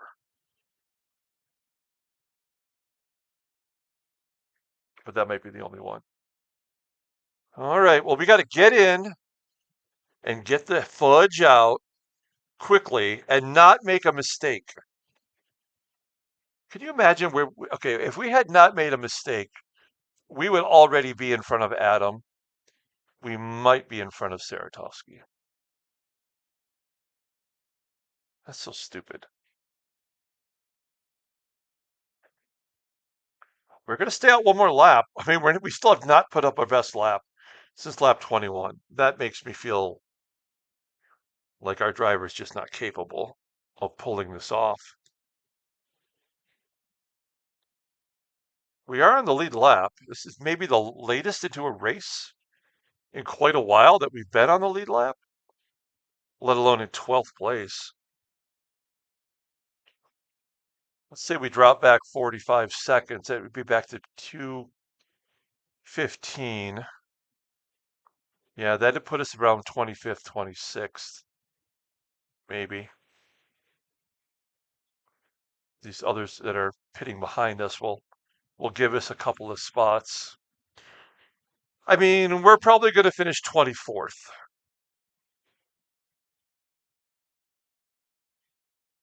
That's what I'm seeing on the leaderboard here.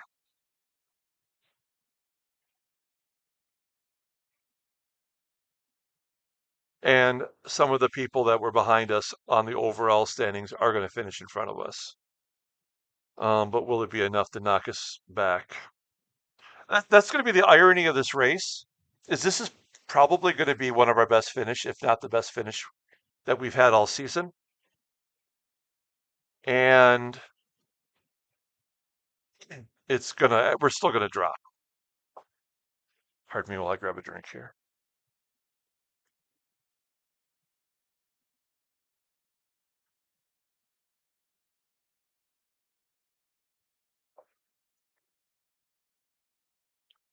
There we go. Into the pits. Let's watch us drop in the standings. There we go. 13th. Prix Vitali gets by us. Loktianov behind us is coming into the pits. So that'll preserve one spot. Maybe we just drop 3 more to 16th. 17th. 18th. Let's go. 19th, 20th. Just 19th we got left. Let's go. Come on, man. Oh, that's fucking bullshit. Go. You frickin' turd burger. Go! Why are you slowing down? Ah, you dumb bitch. Go! God bless America.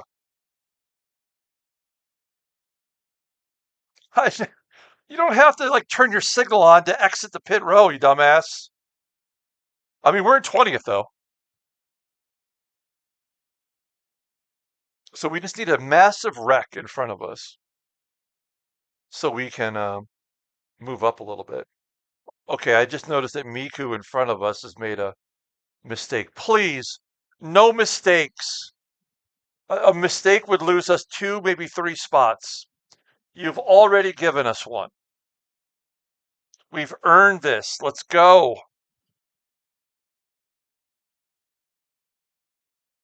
Um,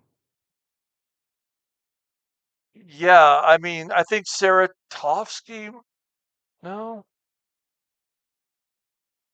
Chukwin will have to pay, doesn't he? I mean, we're going to have to beat somebody. We're going to have to pass somebody in order to get another spot. We got Oliveira behind us. That is good. And nobody else in front of us that we have to be concerned about, right? So I don't think we're going to lose any spots today. Teagarden is back there in the yellow.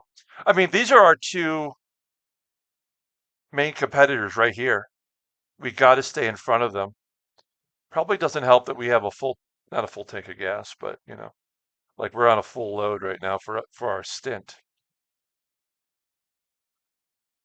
Let's go.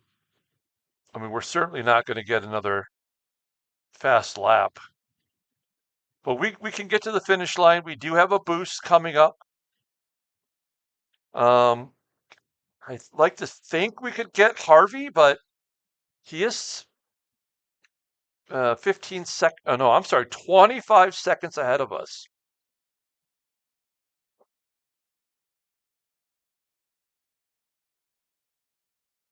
Has anybody at the back been completely knocked out? No, still, still rolling around. Cowlick pitting, I guess for the fourth time. Okay, we are pulling away a little bit here.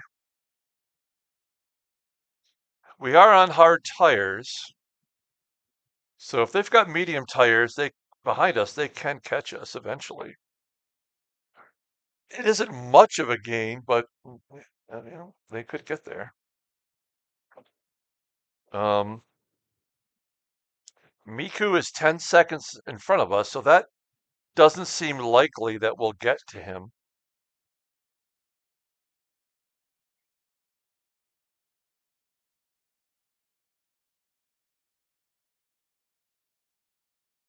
I don't know. I mean, the only thing that would kill us right now is a mistake. 20th would be the best finish we've had. We've had one of those. I don't think anybody in front of us will be pitting, as far as I know, unless it's people who had rain tires and then pitted and twice. So they've done twice and don't have enough to get the rest of the way. We're going to know in about 5 laps if any of those people exist.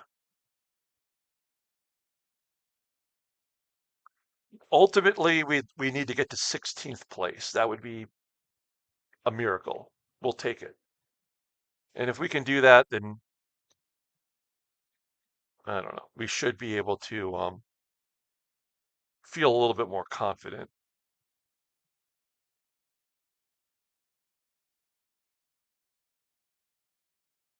Gosh, please, fingers crossed. No mistakes. Final 10 laps of the race. Technically a lap down. We got Miku in front of us. Not that guy.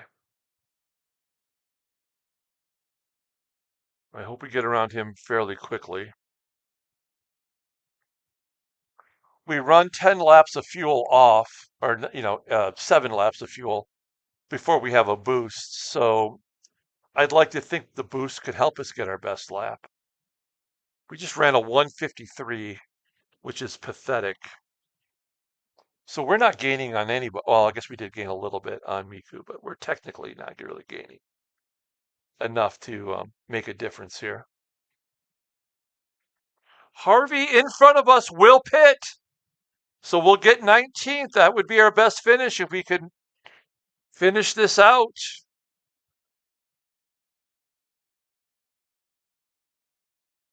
Let's go.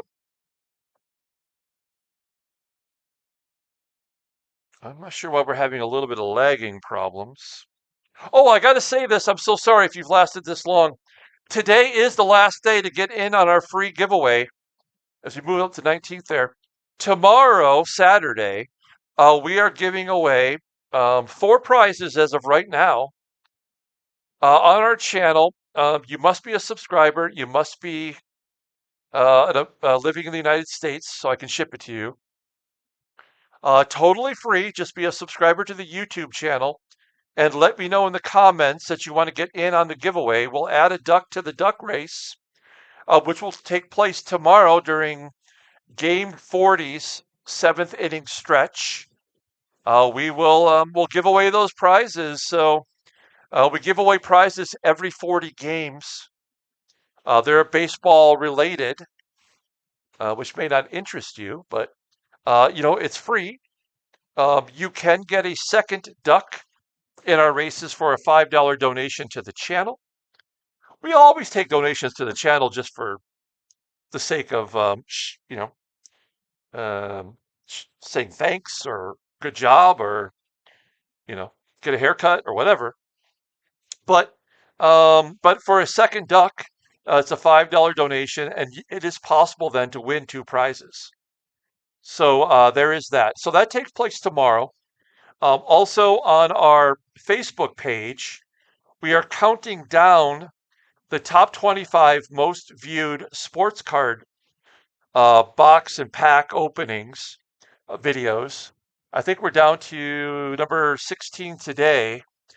So if you click on our Facebook link in the description below, you can scroll through the feed and find all those videos. Plus, you'll find the videos for our races here and for the baseball season and whatever, what other stupid stuff that I do. Okay, Chuquin is now pitting. We knew he would have to sooner or later. We do seem to be keeping our distance as Oliveira fell back and Teagard Rex is trying to make a move. This is lap 48 that we are on. The leaders are on lap 49. Chuquin will drop back, but not far enough for us to be able to take advantage of that. What we're hoping for right now is one or two others in front of us that may have to pit due to the rain and for them have to pit and switch out the tires. Maybe that threw their fuel off. Okay, so Chukwin drops right out of the top 8. He will not get a point unless he figures something out here. Remember, we were right there with Adam and Privatali. Sure would have been nice to have a good finish like that. But right now we're in line to have our best finish of the season, and that's got to feel good, right? We got a good strategy today for the most part. We probably left a couple spots on the board. That's fine. Um, maybe we can build off this for next week. We're going to have a good car next week. I'm hoping that with this good finish, we'll have earned enough money to cover our losses, and then we're going to turn right around and put ourselves right back in the negative by upgrading a couple more parts. Definitely some lag. I don't really understand that, but I guess that's what's happening here. We don't have to really worry about Teagard and Rex or Oliveira unless we go off the track, which is, it's one of those things. I won a race at the rookie level because that happened. Someone in front of us um, went off the track on the last lap. So that was crazy finish. Lokdianov does have a technical issue. He's their latest.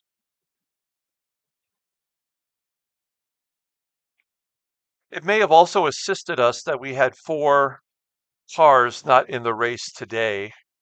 2 of the 4 are cars that I would deem to be better than ours. So maybe that is an advantage for us today too for our 19th place finish.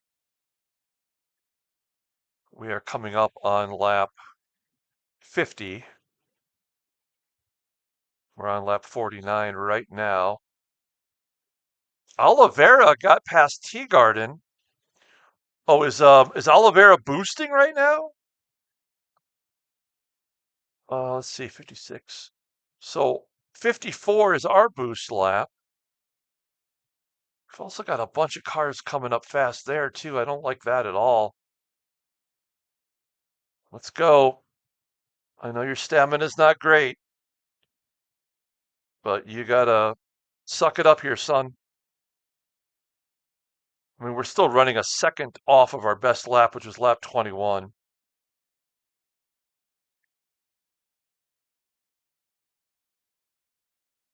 Yeah, we're not even hitting 151s. Are they? Yeah, see, this is the problem. Oliveira's hitting 151s, we're hitting 152s. So he's 2.4 seconds behind us. Chukwin does make his mistake after his pit.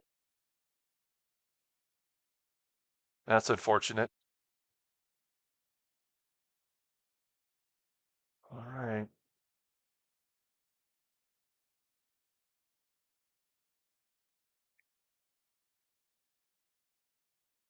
Let's go.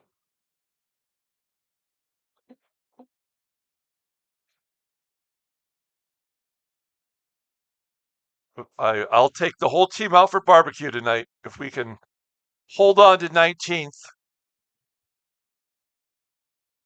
Some Texas barbecue.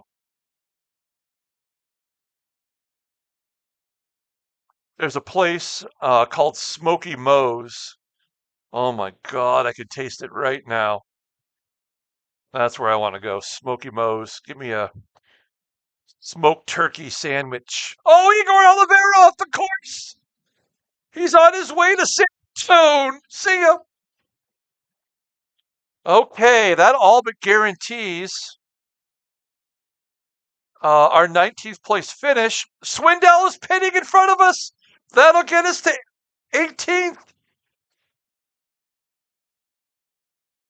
Oh, wow. This is good fortune for us. We've also got our boost, which I don't know if that's going to make a difference. I don't know if we can catch anybody. Well, I think is that right? Are we 15 seconds? No, I don't know where we're at. 18th is good though. Hmm. Okay, yeah, so we're 10 seconds behind somebody.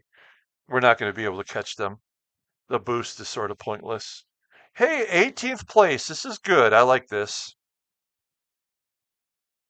Sorry to Swindell, but I owe you one, buddy. I'll get you a turkey sandwich. All right.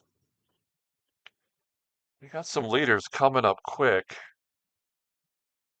Is that Childers? Are they battling it out? Childers and Capiston are within 2 seconds of each other. That's exciting.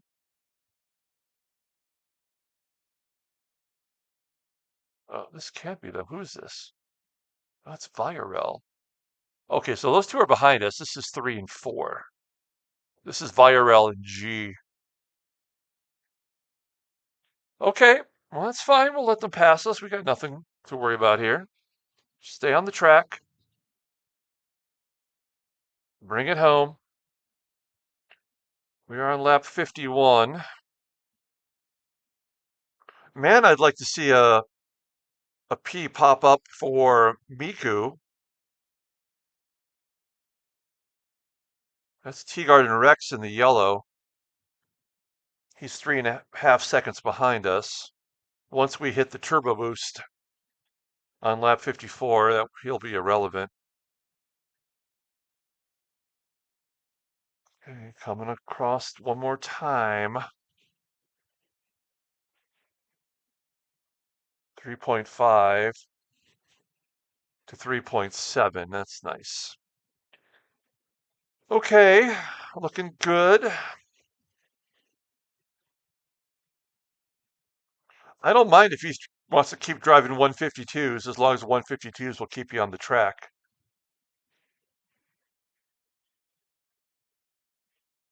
Not a lot of activity. Anna in 14th, by the way. Shout out to her. Saratowski in 9th. He's my arch enemy, but you got to give him some dap today.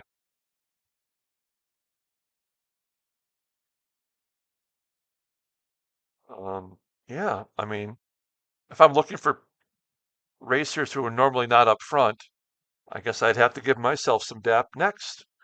Nascimento making a mistake. That guy cannot get a break. He needed a big finish today. Rex Oliveira Nascimento, all three of them were looking for something to get them over the hump, but that's just not going to be their day today. Okay, this is we're on lap 52. Teagard and Rex out behind us. Sorry, Teagarden. Please don't let that happen to us. Please.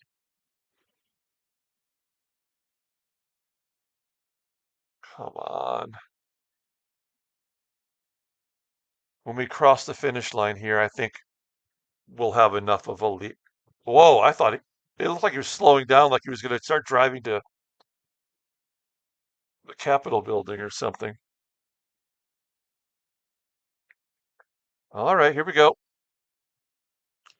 Now we are on lap 53. Next lap will be our boost lap. Just stay on the course. We're 6 seconds ahead of Oliveira. Under most circumstances, that would be not a problem. A mistake made by Anna. Oh no. Gosh, please don't let that happen to us. Please, please, please. I don't have any faith, to be honest. Okay, the leaders are on lap 54. Just stay on the track. Anna went back to 15th. Oof. Gosh, I'd like to see Miku go in, but I don't think he's going to. He's only pitted one time today. And that seems to have worked out. If anybody were to pit, it would be Saratovsky, but he's so far in front of us that we would not be able to benefit from that.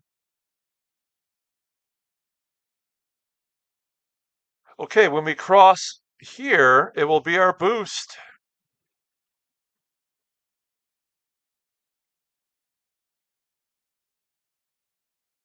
Something we don't really get to do much because we're usually out of it by the time a boost comes around.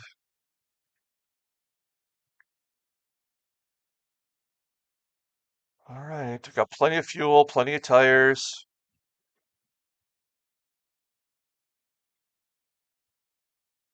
All right, we are officially boosting right here. Do not make a mistake.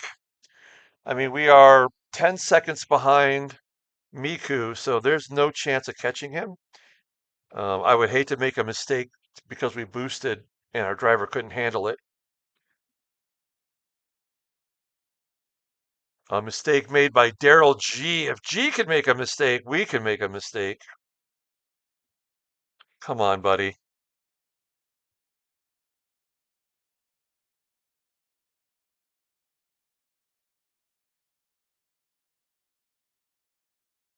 Just hang in there. 18th place would feel really good. I would like to see us get our fastest lap here on one of these laps.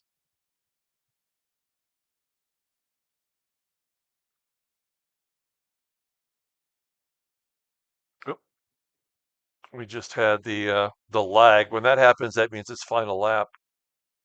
As Childers and Capiston just crossed. This is where the race is at. I want to almost flip to them, but I'm so concerned that we're going to drive off the course and go through a drive-through somewhere. I just want to keep focused here. Childers and Capiston, this is quite the finish. Let's see if we can get our fastest lap right here. Looking at everybody behind us, lots of struggles, lots of struggle bunnies. All right, here we go. Will this be our fastest lap? Yes, not by much. Okay, good job. Daryl G showing some tire wear. Stick around when the race is over. We'll do the recap before we wrap it up. Be sure to like and subscribe to the channel. Trying to get to 1,000 subscribers, which seems impossible to me at this moment. I think we're at 744. which is a lot. Like I mean, when I started this, I never expected there to be, anyone subscribing to the channel. But this has been fun for me, watching, having people enjoy what we do here. Saratovsky is going to go into the pit, so he did make a mistake there, to on his equation. But will anybody else in front of us? Well, I don't. Well, let's see, Saratovsky. We do have our boost on. It is possible, especially since he might be filling up all the way. Stay in there for another 10 seconds, maybe. Stay in the pits. Oh, you like staying in the pits? Stay in there. It's your home. Stay in your home. No, I think he's going to exit the pits before we get down there. Well, that would have been nice to get one more spot as we approach our final lap. Oh, there it is. Capiston beat Childers. Oh, man, by 0.2 of a second. Miku showing some tire wear. We did not have our fastest lap there. Congratulations to Capiston. I believe that is his 5th win. And Viorel on the podium. Excellent job by him. We now have an 8.5-second lead over Salminoja. I think even if we did have a mistake now, we would probably be all right. I would love to see Miku go in right now, but he must be boosting too because we have not gained on him at all. 10 seconds. That would have been great if we could have got an extra one in there.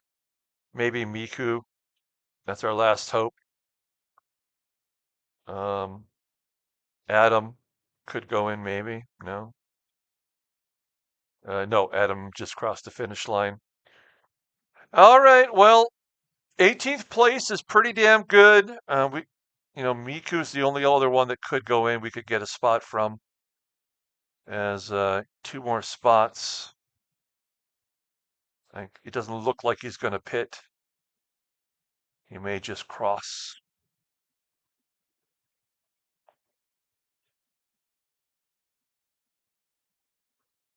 We're looking for that P or the 56 to pop up. It looks like it's going to be a 56. And he's next. Yep. Damn it. Okay, well, hey, you know what? 18th place. Boom. Did we get our fastest lap? Let's find out. Okay, that's our best finish of the year, and that is helpful. We'll take a look here at the stats. Look at this. Oh, I did a 150. Look at that. We had the 9th fastest lap of anybody. How about that? Wow. Okay, we're capable of things. As far as pits go, we had a 25-second, almost 26, and then we did a 28, so that blows. Take a look at the updated standings, and I stayed exactly where I am. Fantastic. Thanks for nothing. Igor did move up 2 spots, and that means Bruno is in the first transition spot. Teagard and Rex did move up twice, 2 spots, I should say, but he's still stuck below the depths. Okay, we'll take a look here at the friends list. Hello, friends. Stephen K. finished 9th. Fashin finished 5th. Excellent. Mossberg finished 6th. Good job by him. We had Junho finish 8th. T-Web finished 3rd. And Samuel Storano finished 4th. Callum finished 10th. We got to give him a shout out. Okay, let's take a look at the team. Hello, team. Our newest member, Arthur Martinez, finished 3rd at the rookie level. And Gaston finished 5th. Great for him. I finished 18th. That was the best of anyone at amateur. And then Nick Finished 23rd. Great job by Nick as well. Okay, well, that'll do it. We'll scroll on down to see if there's any surprises back here. I don't see any. Our strategy worked out. I think we should be proud of ourselves for that. Um, it could have been worse for sure. We did not get that second um, driver mistake, so that really helped as well. Thank you all for watching. Like and or subscribe. And if you want to get in on the giveaway, live in the United States, and you're a subscriber, let me know. And we'll add a duck to the duck race. That'll take place tomorrow during the 7th inning stretch of Game 40. Until then, everyone, have a great day.